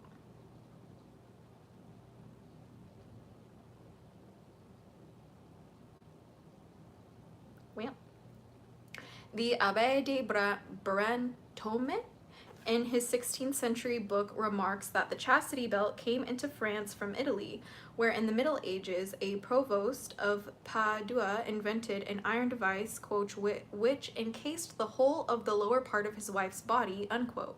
In France, some years later, during the reign of Francis I, a popular song referred to this all-embracing form of belt as Brantôme relates. The man who wants to keep his wife from whoring if she's once begun would have to barrel her for life and take his pleasure through the bum? Are you kidding me? Are you kidding me?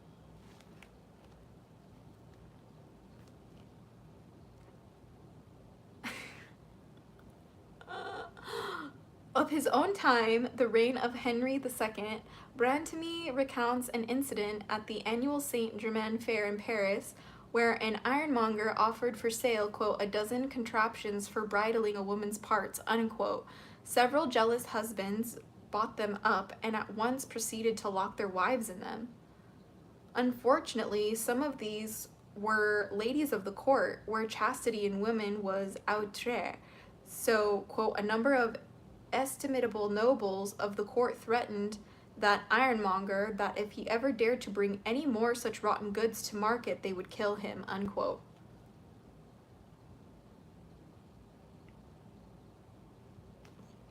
There's so much to unpack in that sentence. Oh my gosh. Okay.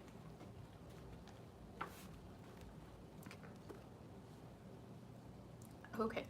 Brantemy describes the ironmonger's invention as being, quote, made of iron and consisting of a belt and a piece which came up under and was locked in position so neatly made that once a woman was bridled, it was out of the question for her to indulge in the gentle pleasure, as there was only a few little holes for her to piss through, unquote.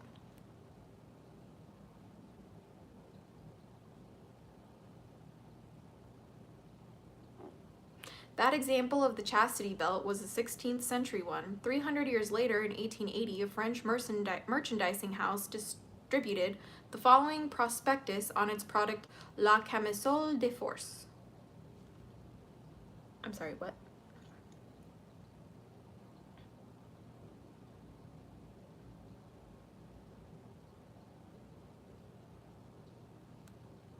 The advantages are manifold. Not only will the purity of the virgin be maintained, but the fidelity of the wife exacted. The husband will leave the wife without fear that his honor will be outraged and his affections estranged. Fathers will be sure of their parenthood and will not arbor the terrible thought that their children may be the offspring of another, and it will be possible for them to keep under lock and key things more precious than gold. Ew. That the purpose of the belt was not solely to prevent the conception of illegitimate children, however, can be inferred from the fact that the most common type of the device protected both the anal and the vaginal openings. The same French firm mentioned above wrote in the answer to a customer's request for a camisole de force of the double type. The apparatus can be made in the way you desire, affording protection both in front and behind. But I must inform you that there is a drawback to the latter, namely that in order to go to stool, it is necessary to remove the apparatus, which otherwise need not be done, as urination is accomplished with the apparatus in position. It closes with a safety lock. You jumped in a little bit late, Nightmare, but it said that when these women's husbands went away to war, sometimes for years, the fecal matter and how disgusting these things became were so abhorrent, many of these ladies would throw themselves off buildings.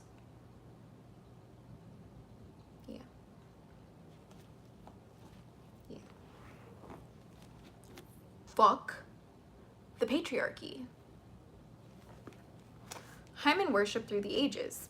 So important had the hymen become by the 16th and 17th centuries in Europe that women, in order to save their very lives as well as their fortunes and their sacred honor, were forced to simulate a hymen when none existed. Trigger, trigger, trigger, warning!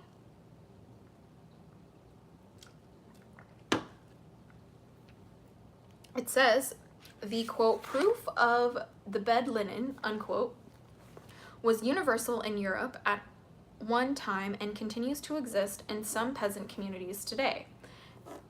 Peasant communities. In this rite, the bridegroom proudly displays to the assembled and eager wedding guests the bloody bed sheets as evidence of his bride's virginity, as well of his successful rupture of it. When hymenal blood was not likely to flow naturally, the bride saw to it that the sheet was spattered beforehand with pigeon's blood, the blood of the dove having been considered almost indistinguishable from the virgin. Shades of the great goddess and the dove of Rhea. The ruse of the pigeon's blood may have fooled the trusting bridegroom, but for the suspicious and sophisticated, something more realistic and drastic was demanded.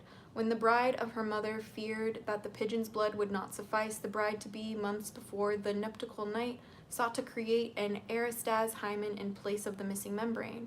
In Brantemine's words, they take leeches and put them on the part so they suck the blood till by their sucking they have caused and leave small embolisms, blisters full of blood, so that when come the wedding night, the gallant husband proceeds to tackle, he bursts these blisters, out of which the blood pours, making him all bloody, which is a great delight to both parties.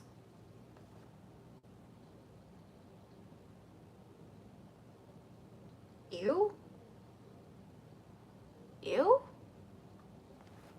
Pix, welcome to your daily dose of Dragon Feather. I am reading The First Sex by Elizabeth Gold Davis, and hella fucking trigger warning. Yeah, ow, ow, ow, and ew. Took the words right out of my mouth. By the 19th century, which might be called the heyday of the hymen. Elizabeth, why are you a comical genius? The heyday of the hymen. Oh my god.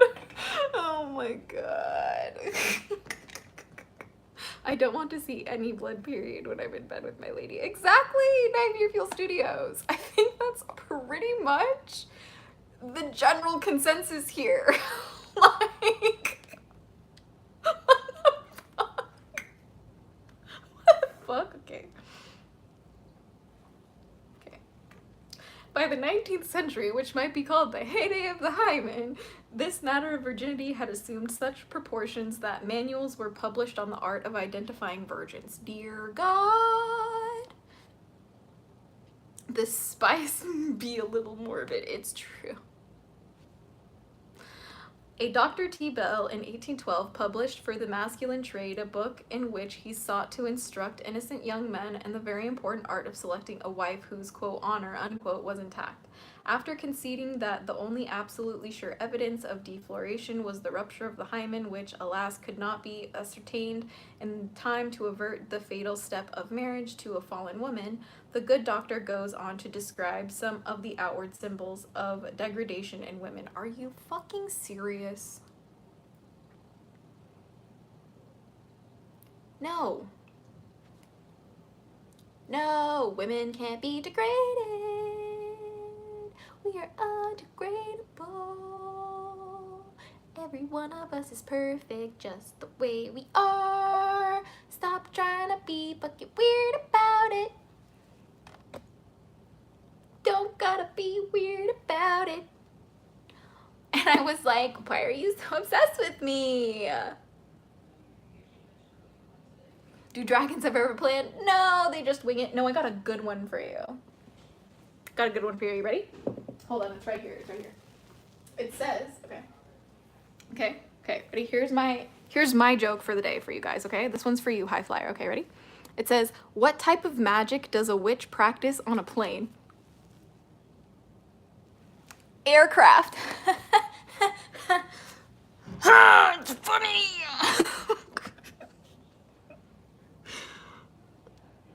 I hope you enjoyed it. I wrote it on a napkin for them. Anyway, they didn't want the napkin joke. It was fine. I took it with me. Okay, so I'm just gonna. I thought that was a great joke. Okay, the flight attendants didn't like it. I thought it was funny. It was funny. Oh, I just now recognized you, LOL. I'm also Dragonkin. Oh my god, Pix, hey! Hey! What's up? I should make more Dragonkin videos for real though. Okay. So it says, okay. Okay, this book is terrible. So it says, quote, "It is certain that in virgins the mama is firm and round." The mama? Do you mean the... You did not just refer to boobs as mama. Ew? Ew? "It is certain that in virgins the mamma is firm and round, and no irregularity of the surface is visible to the eye. It is not less certain that the defloration is surface exhibits some irregularity." Unquote. "When Pieties, the poor virgins who had not been blessed with the glorious rounded globes, so much admired throughout the ages by the patriarchs," dear God, what did I just read? "They must have resorted to all sorts of tricks to give their sagging, flat, or immature bosoms the, quote, virginal, unquote, look of opulence."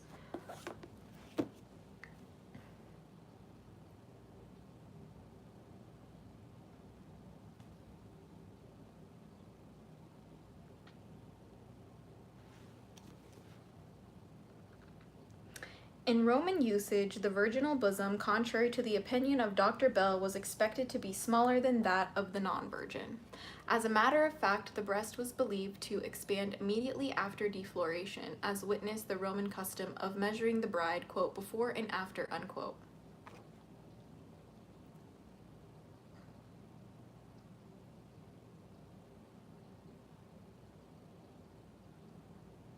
Yeah, pics, glorious rounded globes.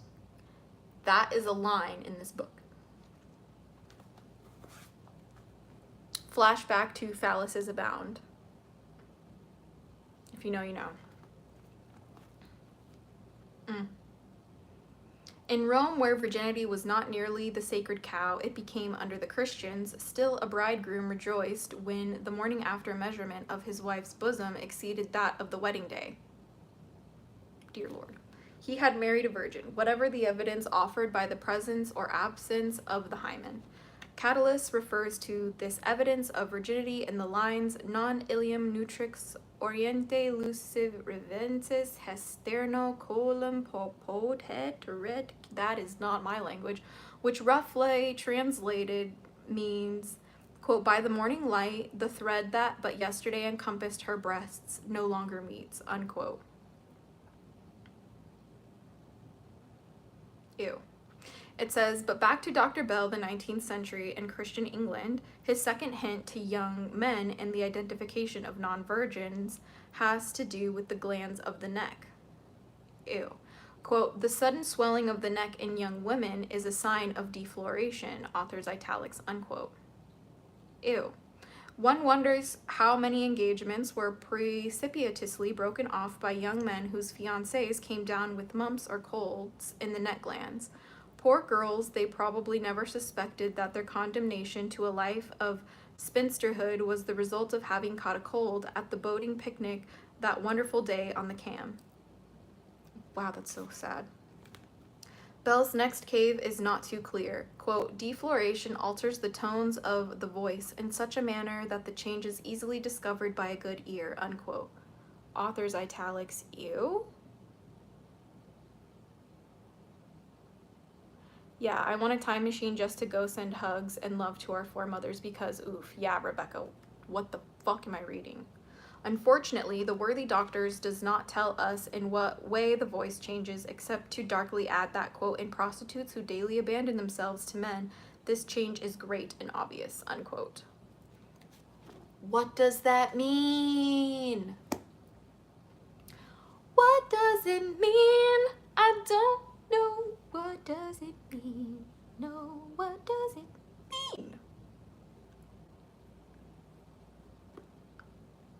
But his last warning is all embracing. Quote, "Intelligent and attentive observers will on such occasion, i.e., on the defloration of a virgin, discover a change of expression, of complexion, of looks, of demeanor, and of conversation by which much is implied," unquote. Ew. In other words, if the girl suddenly becomes bolder, more outspoken, less modest and shy, she The careful bachelor will at once become suspicious and retreat to the nearest exit. He is in the presence of a fallen woman. A fallen woman? Come on, brother. How are we the dominant species? That's what I want to know. But have you seen penguins and have you seen dolphins? Because it's not much better.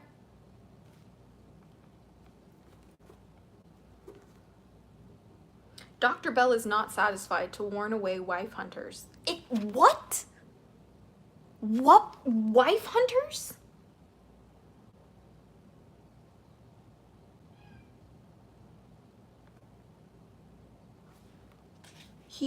Dr. Bell is not satisfied to warn away wife hunters. What the fuck does that mean? He also seeks to disabuse those already caught who may entertain some doubts as to their wives' premarital chastity. Y'all sound like a bunch of freaking paranoid weirdos. Quote, although it is true that the hymen is often relaxed in virgins or broken and diminished by accidents independent of all coition, such accidents are very rare, and the absence of the hymen is assuredly a good ground of strong suspicion, author's italics, unquote. Moreover, the good doctor warns suspicious husbands, quote, the slight tendency of the hymen to regenerate when the habits of sex have been abandoned for years, or from the use of astringents, can deceive only the most inexperienced husband. Author's italics. Ew. So men beware. So men beware. What the fuck?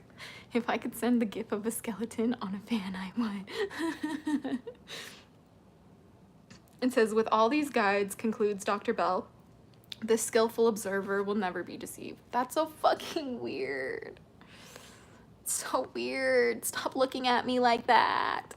And the prospective husband who follows them will never run the risk of having palmed off on him a used virgin as a wife.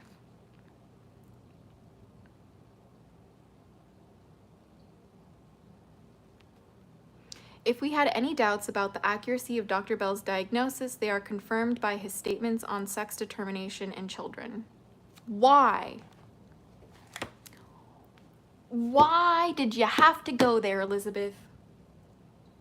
Why did you have to go there, Elizabeth? Why are you talking about children? Why? Bitch. Bitch.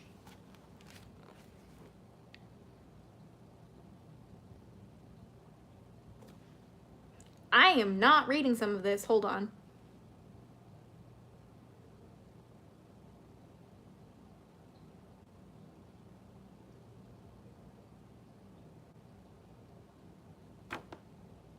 You don't want me to read this to you, but I have to. It says, in the same book, he advises husbands who wish to beget sons to concentrate on their own organ and its pleasure during sexual intercourse. Whereas if they want a daughter, they need only concentrate on the sexual parts of the wife and on her pleasure, unquote. Ew, there's so much to unpack in that fucking sentence. It is a fact that far larger percentage of boys than girls is conceived and born, but with Dr. Bell's explanation of sex determination, one would expect the proportion of boys to be even larger. Quote, the imagination of the male parent, unquote, goes on, the doctor may determine not only the sex of the child, but also its beauty and perfection. No. Quote, but the manner of accomplishing this later cannot be unfolded with sufficient delicacy for the public eye, unquote. So we are left in the dark as to the doctor's prescription for determining the looks and talents of the child to be. Perhaps his male readers were expected to seek him out in his chambers in Harley Street for further elucidation at a price on this point. What in the fuck? What in the fuck?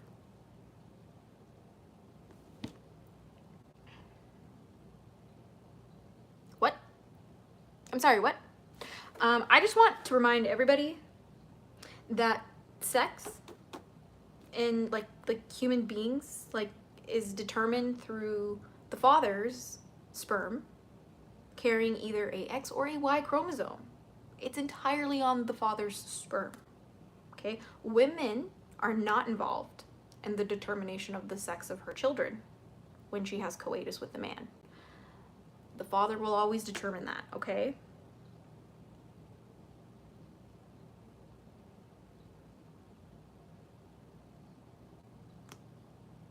Always.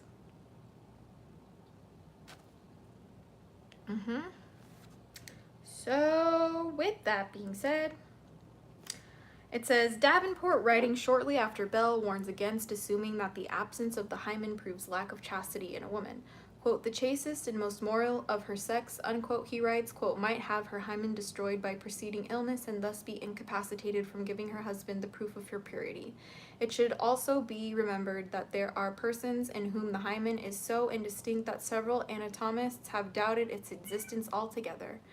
With that eloquence does Buffon, who shared its his incumbrability, inveigh against the absurd importance attached to this membrane by us lords of creation, unquote.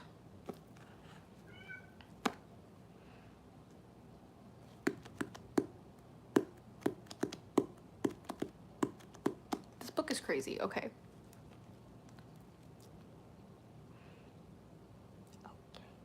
Primitive man and all generations since have made a great case for exclusive ownership of all they possessed, and this folly has been best expressed by his insistence on virginity in his woman.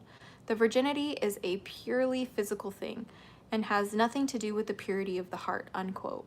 Author's italicization, or author's translation. Wow.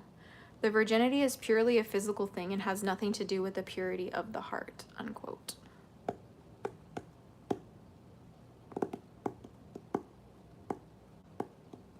Yeah, you hear the kitten, she's playing outside. He's crazy, she's like, meow, meow, meow. It's really funny. She's crazy. It says, let's see. Hippocrates, the father of medicine, wrote in the 5th century BC that, quote, women who cohabit with men are healthier than those who do not, unquote. I have modern day science that would prove that inaccurate. Okay. Whatever the truth of this dictum, and modern vital statistics would seem to deny it, it was believed for many centuries, yet under the influence of patriarchy, women themselves came eventually to worship the hymen. Weird. Zenobia, the great 3rd century AD queen of Palmyra, quote, availed herself to the liberties of her wedded state only for the procreation of children, unquote.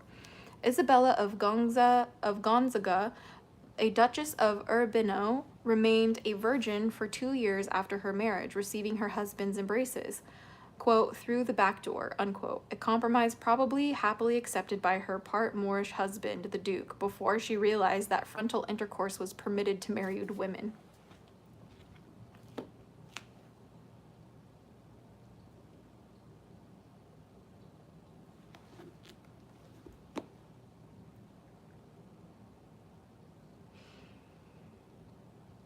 We've been through so much, okay?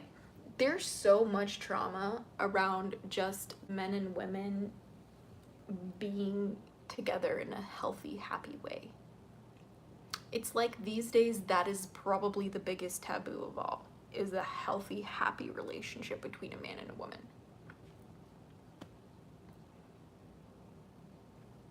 Or maybe not, who knows? Who knows? Who knows?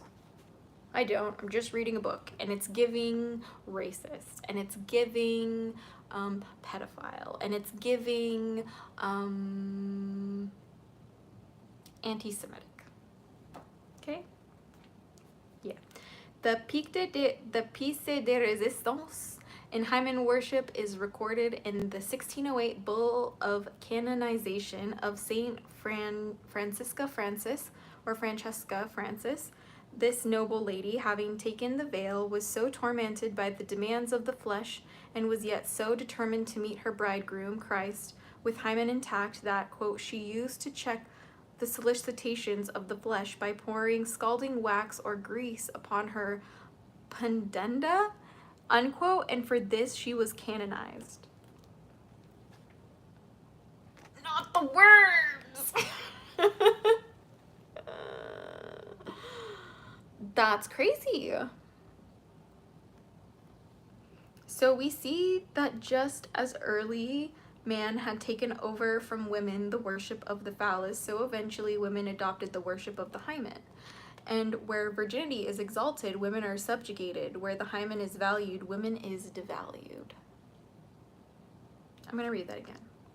So we see that just as early man had taken over from women the worship of the phallus, so eventually women adopted the worship of the hymen. And where virginity is exalted, women are subjugated. Where the hymen is valued, women is devalued.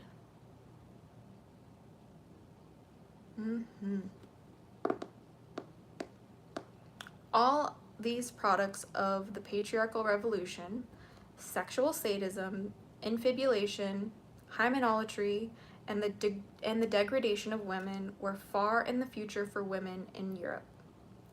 The masculist revolt spread very slowly westward from the Semitic East into the Aegean only in late historical times.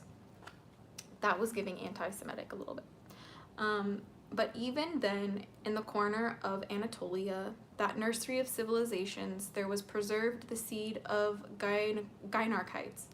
This minute corner of the world, whence had sprung the great civilizations of Sumer, Egypt, and Crete, was destined once again to receive a flagging civilization, for it was from the tiny Ionian nations of western Anatolia, Lydia, Lycia, and Caria, that the great pre-Christian civilizations of Athens, Rome, Ireland, and Celtic Europe were to spring. And that is the end of chapter 9 or 10. Yeah, chapter 10. How are we feeling? How are we feeling? Okay. That was a lot. That was a lot. That was actually a lot.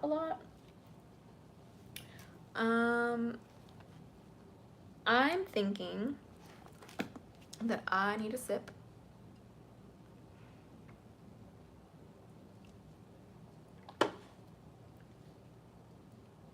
And I just want to let everybody know that you are more than welcome to give yourself a mental day to process this. 'Cause it's not easy. Nope. But we did finish part 2 of The First Sex by Elizabeth Gold Davis. We are getting into part 3, Pre-Christian Women in the Celto-Ionian World. If I am remembering correctly, this part of the book is much happier, much more interesting, okay? I know we just kind of did some unearthing of some really intense human trauma, okay? But I believe in you, okay? I believe in you, got you. We're good, okay? So now we're in part 3, Pre-Christian Women in the Celto-Ionian World. It says, the women of classical times associated with men as equals, brave, outspoken, courageous, and practical. They shared the virtues as well as the faults of their husbands. Agnes Saville. And look, we have some maps. Isn't this cool? I love how this book has maps in it. It makes it feel like a Bible, for real. It says, okay, this one is the migration of the Greeks. This one up here. I'm gonna give you some book ASMR. Okay.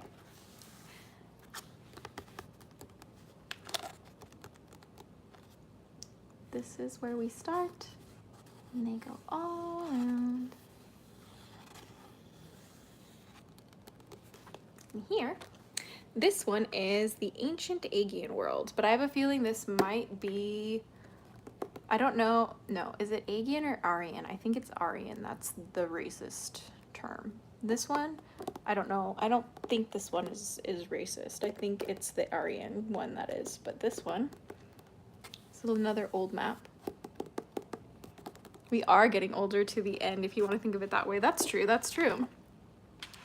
And then this is our last one. It's the Celto-Ionian world and the migrations of the Celts and Ionians.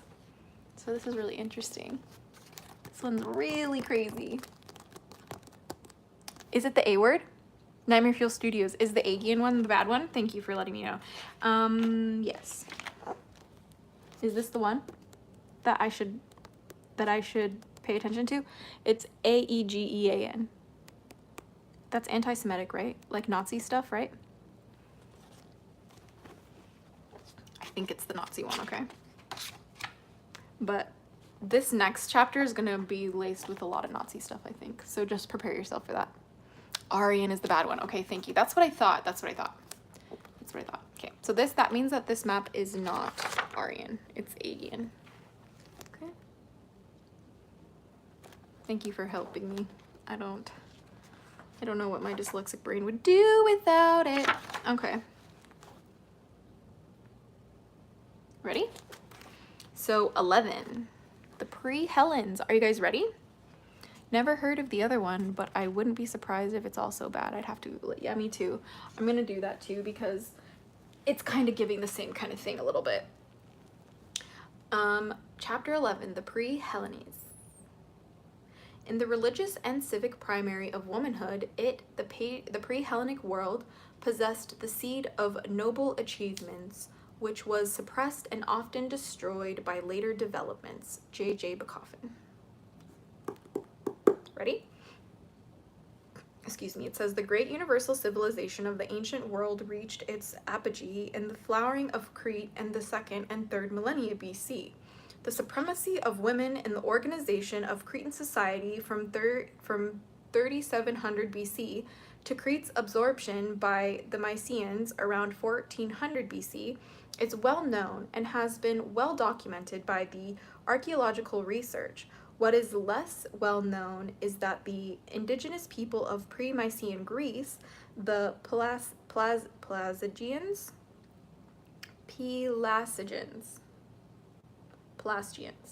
were also a gynocratic people, quote, dominated by the female principle. Men were but the servers of women in the fields, in love, and in war, unquote. Now archaeology has revealed that the Mycenaeans themselves were a gynarchic people. Digs at the great Mycenaean palace sites reveal that these early Greeks were as truly female-dominated as were their Plesian predecessors and the Cretans whom they absorbed.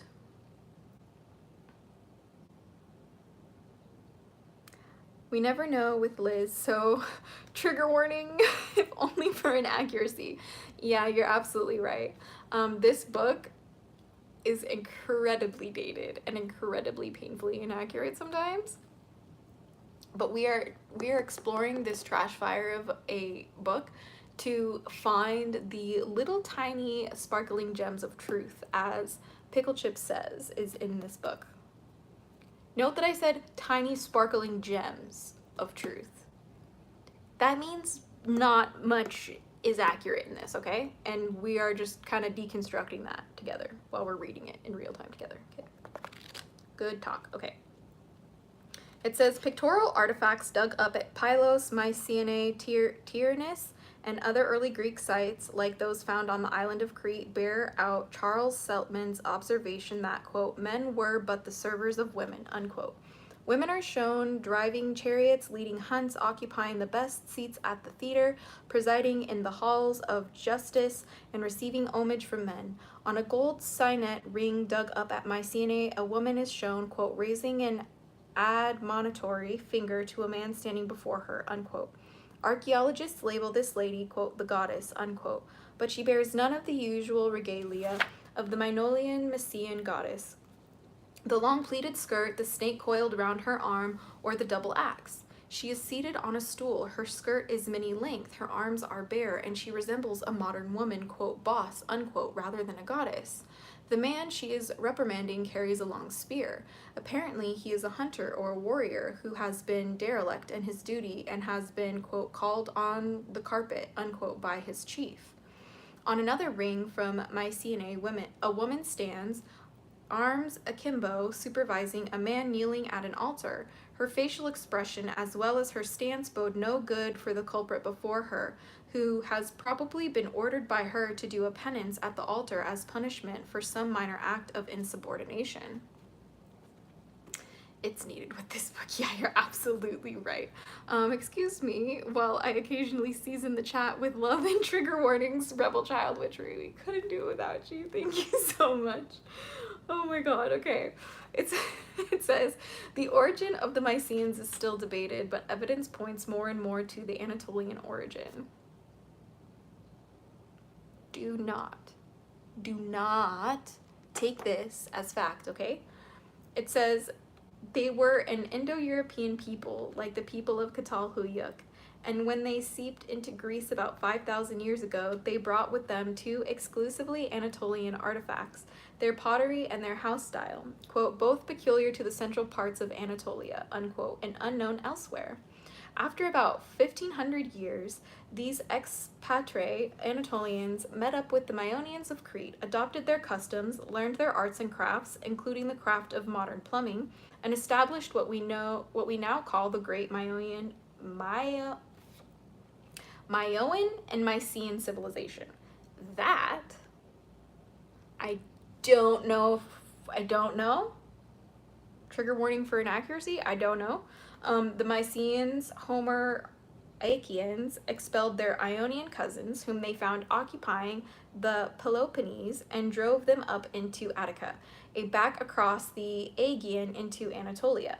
When some 500 years later, the Dorians swept down from the north and destroyed the glorious era of Mycenae, Ionian Attica, alone on the Greek mainland, retained the seeds of the lost culture.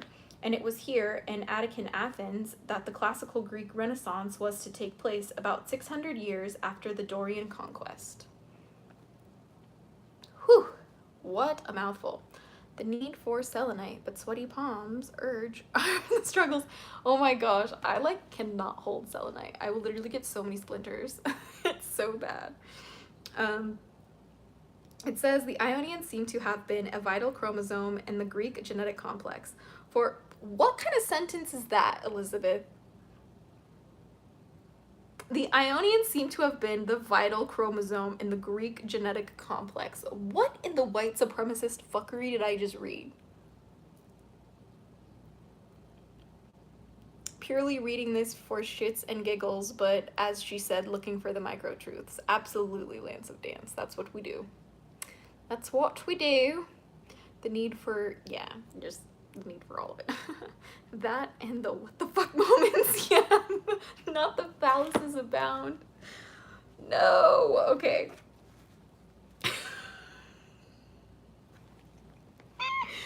This book is iconic. Okay. It says, for it was these Ionians, the ancestors, the grandeur that was classical Greece, who returned unknowingly to their ancient homeland, Anatolia, and founded there the states of Ionia, Ionia, those small nations of Western Asia that became the founders of European civilization, Lydia, Lycia, and Caria. How white supremacist did that feel? Because if I test the wind, it's giving tsunami, monsoon, tornado.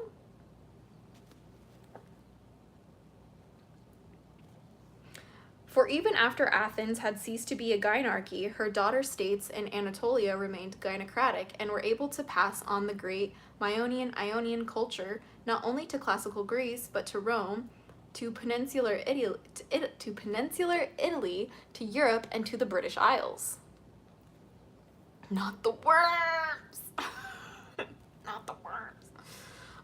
The Lydians occupied a portion of Ionia in what is now Turkey, ancient Anatolia, west and south of the modern Turkish city of Izmir, quote, Smyrna, Smyrna. Then the incoming Ionians brought their goddess Athene to Lydia. They found there, carved in a rock niche at the base mount Sipylus, beyond Smyrna, a colossal image of a goddess, whom they once identified as their own great goddess, Athene, but who was actually the prototype of Athene, the great goddess Potnia Tiamat. There's our girl again, our dragon goddess queen. goddess of the Aboriginal Anatolians and the later historical peoples of the Near East from Sumer to Palestine. Free, free, free Palestine. Dude, we literally got Tiamat and Palestine in the same sentence. In the same sentence. Tibris. No, you did not just say that. The worms crawl in, the worms crawl out, the worms play pinnacle on your snout. That's a good one. Don't ever laugh when a hearse goes by, for you may be the next to die. Yeah, it's really scary. He used to sing that shit when I was a child. Okay. Merch drop. P.S. about hoodies with the phallic horns. Dude, okay. I will, okay. My agency is gonna hate me. Do you understand me? If I take, you guys, okay, please, okay? You have to understand. If I bring this shit to my management and I'm like, we need this type of merch, I promise you it will sell. You have to promise me that it's not just gonna be sitting there. Foreskin worms merch. Oh my God. I think my boyfriend might leave me for that one.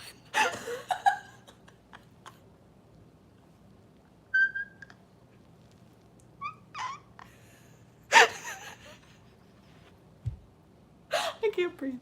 I literally can't breathe. Dude, same. Same. Could you imagine, like fucking foreskin worm snuggies? Let me stop. Let me stop. I'm gonna disturb everybody on the team when I say, okay, all right. They're like, all right, Azura, what would you like? Here, this is my merch meeting. Okay, just giving you a little rundown of the merch meeting. Here, I'm Azura, okay? Here's the management team, okay? All right, Azura. What would you like to do for your merch this year? Me. Hear me out. Foreskin worm snuggies.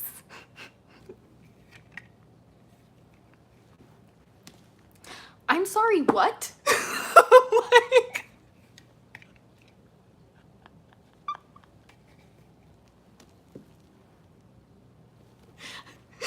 okay, you ready? You ready? Okay, ready? Azura, we signed you on with us because we thought you were the dragon witch. It's cool. You're cool. Foreskin worm snuggies. Listen, if that one's a little too far, we can try PPNB stickers, or we can try phalluses abound stickers.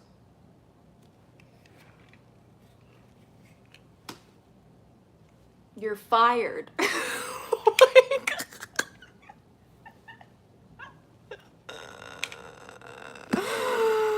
Oh my gosh.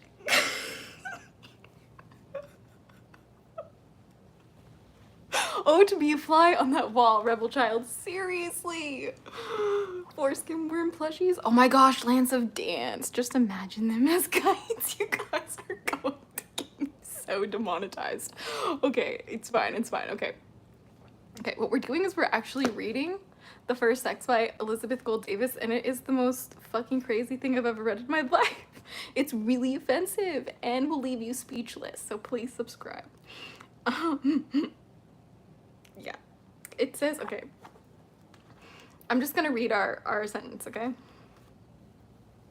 Where does it start? It starts, when the incoming Ionians brought their goddess Athene to Lydia, they found there, carved in a rock niche at the base of Mount Cyprus, beyond Cimrenia, a colossal image of a goddess whom they once identified as their own great goddess Athene, but who was actually the prototype of Athene, the great goddess Potnia Tiamat, goddess of the Aboriginal Anatolians and of the later historical peoples of the Near East from Sumer to Palestine. Please excuse the hair tripping over there. Okay, subscribe for more foreskin. Chaotic comedy intermission. Back to the show. Yeah, honestly, rebel for real. Mega trigger warning, okay, guys? Okay.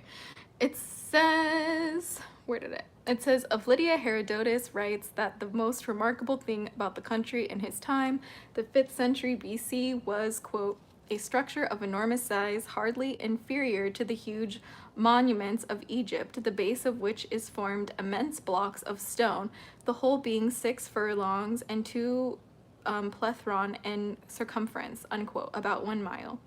Here we have another survival of the engineering work of the ancient mariners who always with stone engineering work. Here we have another survival of the engineering work of ancient mariners whose ways with stone cannot be duplicated even by present day builders. A further echo of the lost civilization of the tradition among the Lydians of Herodotus' time, that the huge monument had been built, quote, by the women of old, unquote, an obvious memory of the ancient power of women to build walls and move stones by mysterious means. We did it through sound, frequency, and vibration. Anyway, it says, Lyca has even today a similar megalith, a columnar block of stone weighing 80 tons, whose origins are lost in the midst of time. In the 6th or 5th century, the Hellenic Greeks carved figures in the column, but they had no knowledge of the history or origin of the megalith. Herodotus affirms the strength of the survival of the ancient matriarchates and Lyca up to his own time. Quote, ask a Lycan who he is, and he gives his own name and that of his mother and of his mother's mother, but never his father's name. Moreover, if a free woman marry a slave, their children are free citizens.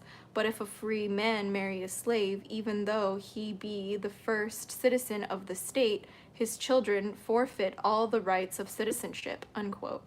This was without doubt the universal custom among the ancient matriarchates, a custom that was carried to the far corners of the world by the ancient mariners and still prevails in Anna and Polynesia. I have a lot. I actually have some stuff highlighted in this. I've poked around here a little bit.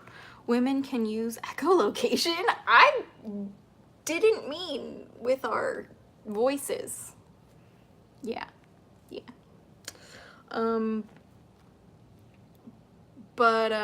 Here. This has been a lot for me, guys, okay? I've been dealing with a little bit of my, like, health issues, so I just gotta run to the bathroom one more time. But we have, let's see, hold on, we don't have much left, and then I actually would love to kind of chat about this because this was a lot, okay? So please just take a second to know that we're about to learn about Ireland, and it's gonna be awesome, okay? I'll be right back.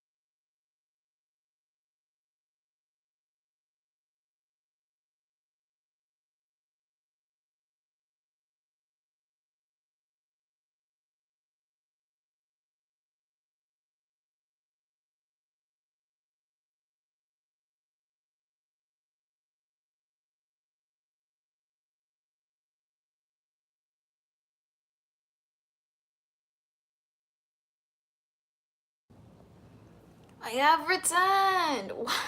Why did I return to foreskin worms?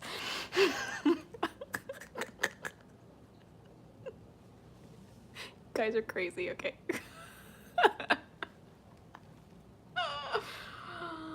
Okay, ready, set, go?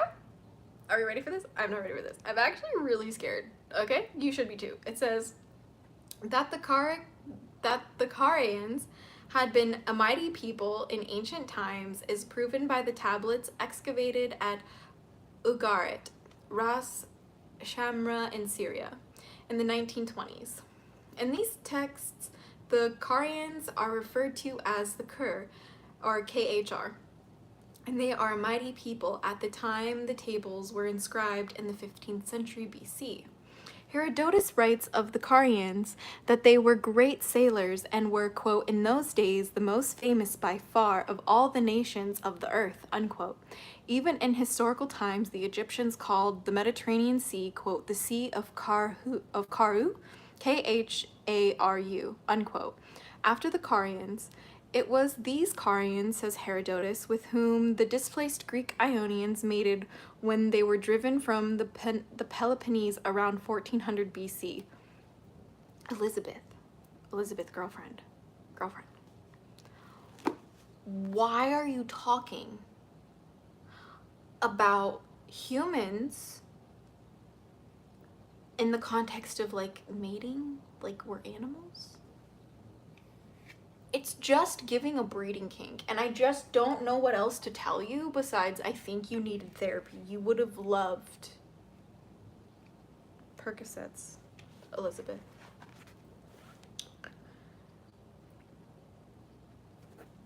Okay. Major trigger warning, okay guys? We don't really know what's gonna happen, okay? It says, and it is significant that some of the greatest names of later classical Greece, from Thales, Anaximander, and Pythagoras to Aspasia and Herodotus, were descendant from the Carian-Ionian marriages of an earlier time. Yeah, this is definitely getting into Nazi territory. It's giving supreme race. It's giving aliens came and are responsible for all the wonders of the world. Racist. Okay? It says, Caria became famous also for the women she produced. Artemisia of Halicarnassus was a Carian, and she won fame and history as a great admiral in the Persian Wars. Quote, her brave spirit, unquote, writes Herodotus, quote, sent her forth to war, unquote, at the head of the men of Kos and Halicarnassus. Quote, her navy was superior to any on the Persian side except that of the Sidonians, the Phoenicians. And she likewise gave Xerxes sounder counsel than any other of his allies, unquote. 500 years after the Persian Wars, Apollonius of Tyana was to hold Artemisia up as an example of courage to the wavering Athenians of his own day, referring to her as, quote, that woman admiral in whom nothing was womanish, unquote. What a rude thing to say, dear goodness. How dare you say that nothing is womanish? That's so brutally rude. I don't know. Anyway, who knows? Maybe she liked that description of herself. I don't know. The closely related Mysians also had a famous woman warrior in the person of Hieria, Hiera, who fought at the head of her armies in the Trojan War. Philostratus in the Hierocus says of Hieria that Homer omitted reference to her in the Iliad because, quote, this greatest and finest of a woman, general of the Mysian troops before Troy, would have outshone his heroine, Helen, unquote. Were you jealous that she was cooler than you? Were you jealous, Homer? It's giving jealous. It's giving wish I was her. These women are prophetic of the Celtic women of later Europe, and it is impossible not to conjecture that they may have been the direct ancestors of the Celtic warrior queens of Britain, Europe, and Ireland of a later day. Not only were the Carian women valiant, they were gifted also with brains. That feels racist. It's giving Nazi. It's giving superior race. It's giving better than you.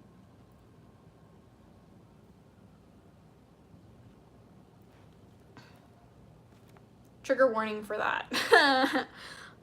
For Aspasia, whom Pericles and Socrates considered the most intelligent Greek of her time, was a Carian from Miletus. The Carians apparently were not only sea kings and adventurers, but were true citizens of the world. Their ubiquity was so notorious that in the 1st century Strabo, the historian geographer of Rome, wrote of them, quote, "The immigrations of the Carians are not matters of knowledge," unquote. It is known that the Carians accompanied the Phoenician queen Dido when she fled Tyre in the 13th century and founded the city of Carthage in northern Africa. There were Carians not only in Queen Nefertiti's bodyguard, but in that of Queen Athaliah in Jerusalem at the time of Jehoshaphat, Jehoshaphat. It seems Egyptian, I think. The stem Kar in so many place names of the ancient world testifies to the influence of these people and that they had on geography. Nope, I read that wrong.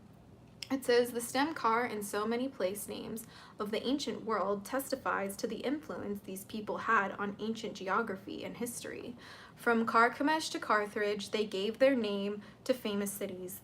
It is even possible that the, quote, Carer, unquote, incorporated in Celtic place names of Wales and Ireland is the same Car.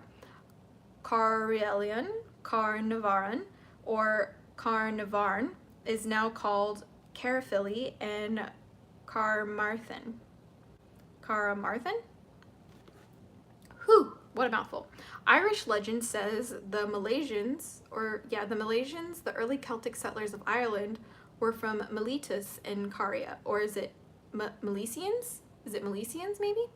I think it's Milesians. It's Milesians. Irish legends say the Milesians, the early Celtic settlers of Ireland, were from Miletus in Caria. This has always been thought a baseless myth, but is it baseless? The Carians were kings of the sea, and like the Phoenicians, who have received all the credit, they made frequent visits to the tin mines of Cornwall. Why not also to Ireland? It is quite reasonable to suppose that the Carians reached the British Isles by sea at some time early in the 2nd millennium, after they had become blended with Ionians. But long, long before that time, these blonde Carians, racist, had wandered overland northward and westward from their ancient homeland in Anatolia into Europe proper. In the eons of their wanderings in uninhabited South and Central Europe, they forgot their ancient heritage, retaining only the sacred relics of the glorious past, the golden relics that had fallen from the sky, whose meaning they had long forgotten. And could these Celts have been the last survivors of the ancient race, the red-haired people whose memory was sacred to the most ancient Egyptians, the red gold stranger? Whoa. This is some hardcore white supremacy. Are you ready? And could these Celts have been the last survivors of the ancient race, the red-haired people whose memory was sacred to the most ancient Egyptians, the red gold strangers who sailed the world in ancient times and left their image forever engraved in the memory of all peoples? No. The Ionians of Anatolia, wrote Herodotus, quote, were the first of the Greeks who performed long voyages, unquote. And it was they who made the Greeks acquainted with the Adriatic and with Tyrrhenia, Italy, and Iberia, or Spain, and the city of Tartarus, Cadiz. They also founded the modern city of Marseilles, ancient Massalia, in France, and the great city of Ilia in Italian Lucania, or Lucania. where Jason had earlier built his temple of Hera. Prior to the founding of these places, however, the Ionians had colonized, thank you for using the word colonized, Corsia, Sardinia, Sicily, and the entire foot of the Italian boot. Before the Trojan War, a colony of Lycians had settled in Italy, as Virgil writes in the Aeneid, or Aeneid. They were the Volscians, whose queen Camilla was chief of the Italian United Forces, which challenged Aeneas's invading Trojans after the fall of Troy. This is gonna get really racist, really white supremacist, really cringe. This is an excerpt. See how this is different than like the rest of the text, right? This is like actual ancient bullshit. Okay, ready? It says, to crown them comes Camilla, Volscian bred. Heading her horse troops, squandrous bright with brass, a warrior made her hands unused to loom or basket of Minerva's wool, but strong to bide the battle and on foot outrace the breezes. At her astonished youths and maidens all, from house to field thrown gazing as she goes, agape with wonder at the royal pomp of purple draped about her shoulders smooth, her tresses intertwined with clasps of gold to mark the lichen quiver that she bears, and pastoral wand of myrtle tipped with steel. Racist, I know. Camilla was a prototype of the Celtic warrior queen of later Celtic Europe and the British Isles, and she carried a, quote, lichen quiver, unquote, that the early Latins were closely related to the Celts of Europe is indicated by their language. The historian Mommsen writes, quote, there is a close philosophical affinity between the Celts and the ancient Italians, closer than that between the latter and the Hellenes, who were mostly Doric. The branch of the great tree from which the Indo-European peoples of South and West Europe have sprung. I can't read this. Divided first into Greeks and Italio-Celts. I'm gonna cry. And later, after a time, subdivided into Celts and pre-Roman Italians. History must be brought into harmony with this.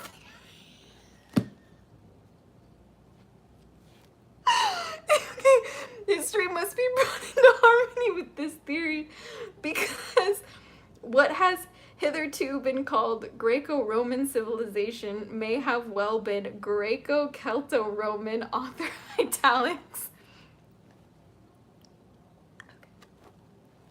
But since both the Roman and Greek civilizations were ultimately derived from Ionian Anatolia, Mommsen's, quote, Greco-Celto-Roman, unquote, civilization might more simply and more accurately be called Celto-Ionian.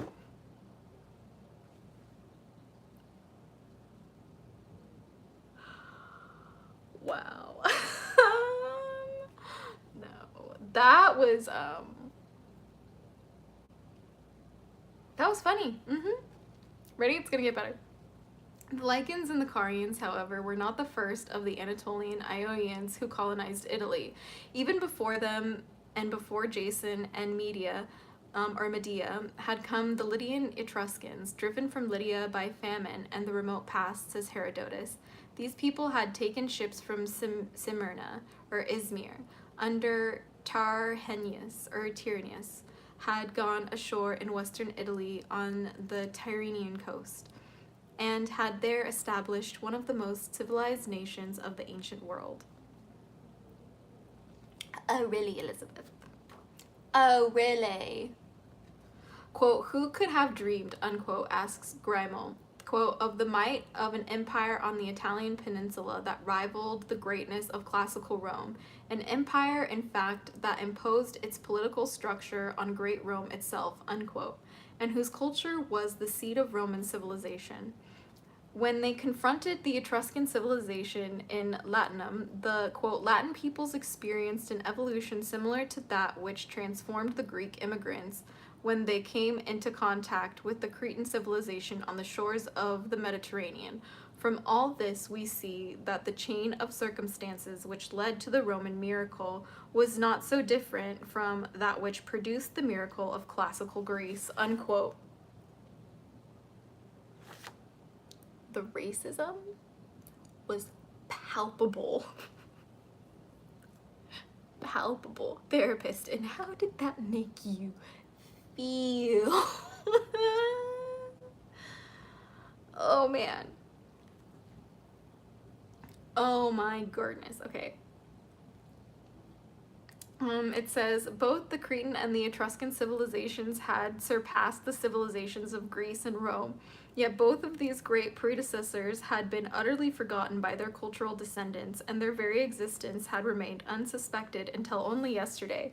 The Hellenic Greeks may have had some excuse for their ignorance of their Cretan heritage, owing to the long dark age that separated the flowering of Crete from the flowering of Athens.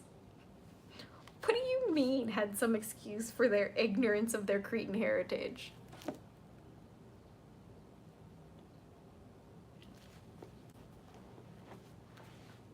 Is that accurate? Do we know for sure? Because I don't know. I just don't know. It says, we're almost done, by the way, guys. It says, okay.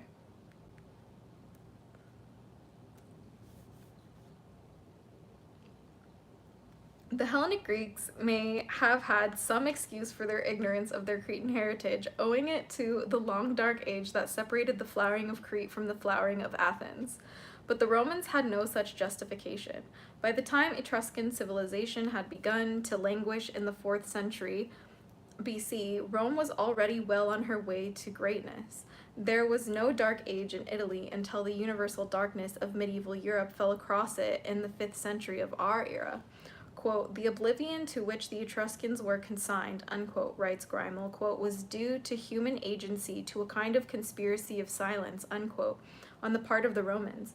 The world leaders of the Pax Romana chose to think of their civilization as sui generis. It's spelled S-U-I space G-E-N-E-R-I-S, owing no debt to anyone. That's very bold of you, Rome. For this reason, the Roman historians and poets of the classical age ignored their Etruscan educators, and Virgil in his great Roman epic depicted the early Etruscans as semi-barbarians, much as modern historians have pictured the Celts. Wow. Wow. Attack of the dreaded foreskin worms. You guys are crazy.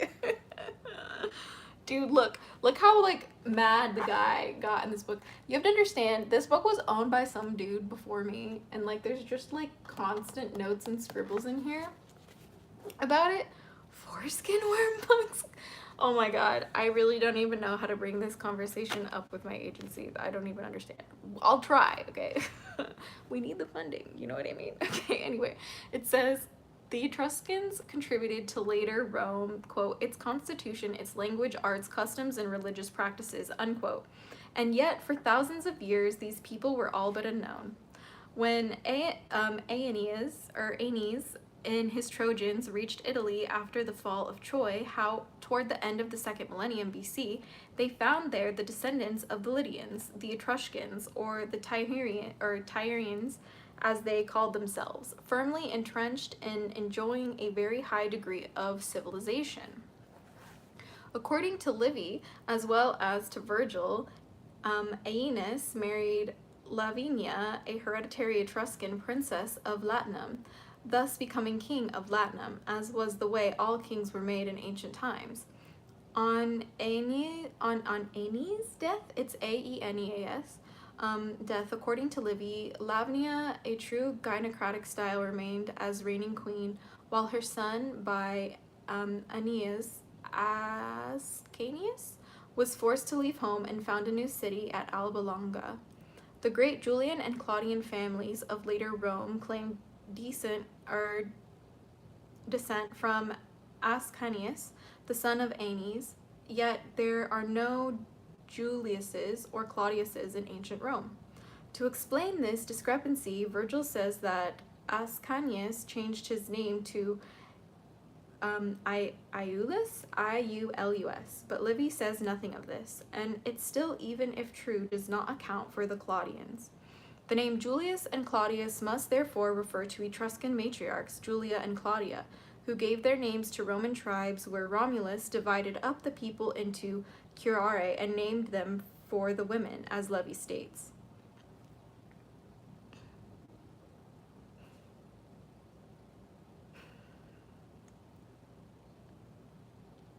We have no idea how accurate this is. There are some footnotes. We will go over the footnotes of this book in a later episode when we like really fully break it down. Right now we're just kind of like reading. Worms with phalluses sounds horrifying. Honestly, yes, I never want to read that sentence again. Thank you.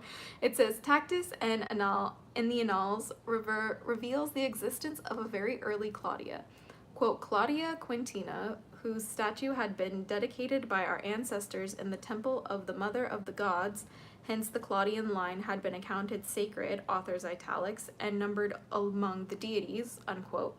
No doubt there was also an early Julia whose name has been forgotten, as would Claudia's have been except for that one brief passage in Tacitus. Romulus himself was rightful king of Rome only because of his mother Rhea Silva, an Etruscan princess, to prevent her from ruling on her rightful throne or from bearing children who could be the rightful heirs. The usurper, Romulus, had incarcerated her among the vestigial virgins. But despite all Amulius's precautions, the god Mars somehow got to Rhea, and she bore the twins Romulus and Remus. So by right of matrilineal succession, Romulus became the king of Rome. This tale is reminiscent of that of King Acrisius of Argos in the Greek myth. For this king, to prevent his daughter Diane from marrying and depriving him of the throne he had acquired through marriage to the queen, had Diane incarcerated in a bronze tower. But Zeus visited her in a shower of gold, and she became the mother of Perseus. Now Perseus is no more mythological than is Romulus. Although both kings border on the legendary, they were no doubt actual historical persons, Perseus having reigned in Mycenae in the 14th century and Romulus in Italy in the 8th. Both legends have been mythologized to conceal their real significance. The absolute right of the daughter to inherit the throne, and the machinations perpetuated by their male relatives to deprive her of this right. New dragons just dropped. Foreskin worm dragon. You guys are killing this chat. You guys are crazy. But that is the end of chapter 11.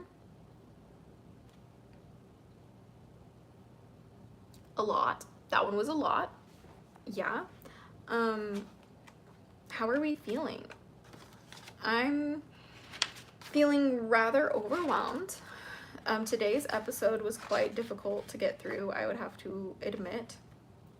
The next chapters are pretty exciting. We have the women of Greece and Italy, we have the Celts, and then we have, let's see, and then we get into part 4, which is the tragedy of Western women, and this is just a very difficult chapter. The advent of Christianity, that will be for next episode. But it keeps going, you know. There's still lots of good stuff, and just so you guys know, it's not all completely doom and gloom in this book. The last chapter of this book is called Women in the Aquarian Age, to give you guys something to look forward to. I think we've just pretty much got halfway through the book today. I'm pretty proud of us. This is what we've read. This is what we have to read. So yeah, I'm pretty excited. It's been a lot. You should really just kind of take your time. Okay? But you guys are just having so much fun. You guys are beside yourselves with the foreskin worms in the chat. Foreskin womp womp. Worm. Worm.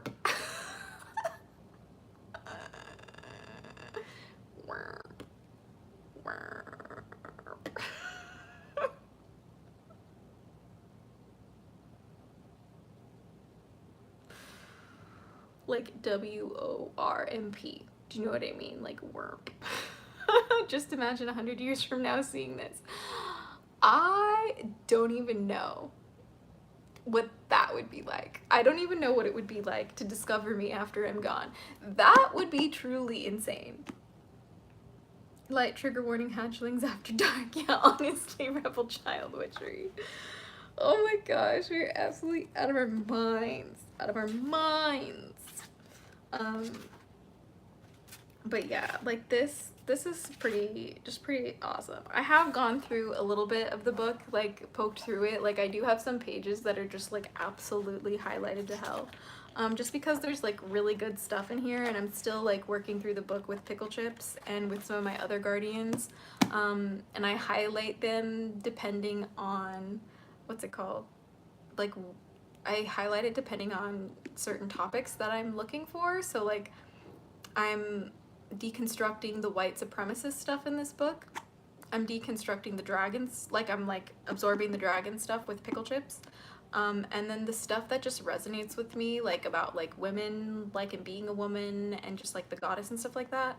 And then learning about the Celtic history and like learning like cross-referencing it with like other just history too, because this book is great, but it's also dated to hell, okay? But there's some good little gemlets, I'll say, of truth in here. But we really gotta go looking for it, okay? We've been looking really deeply together. Yeah.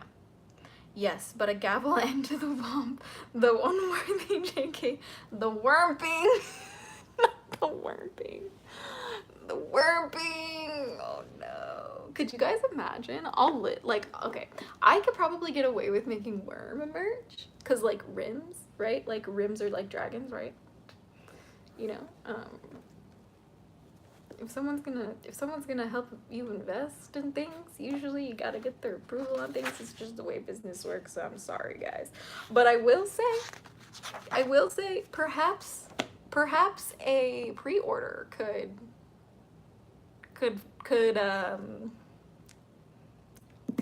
be in our favor, okay?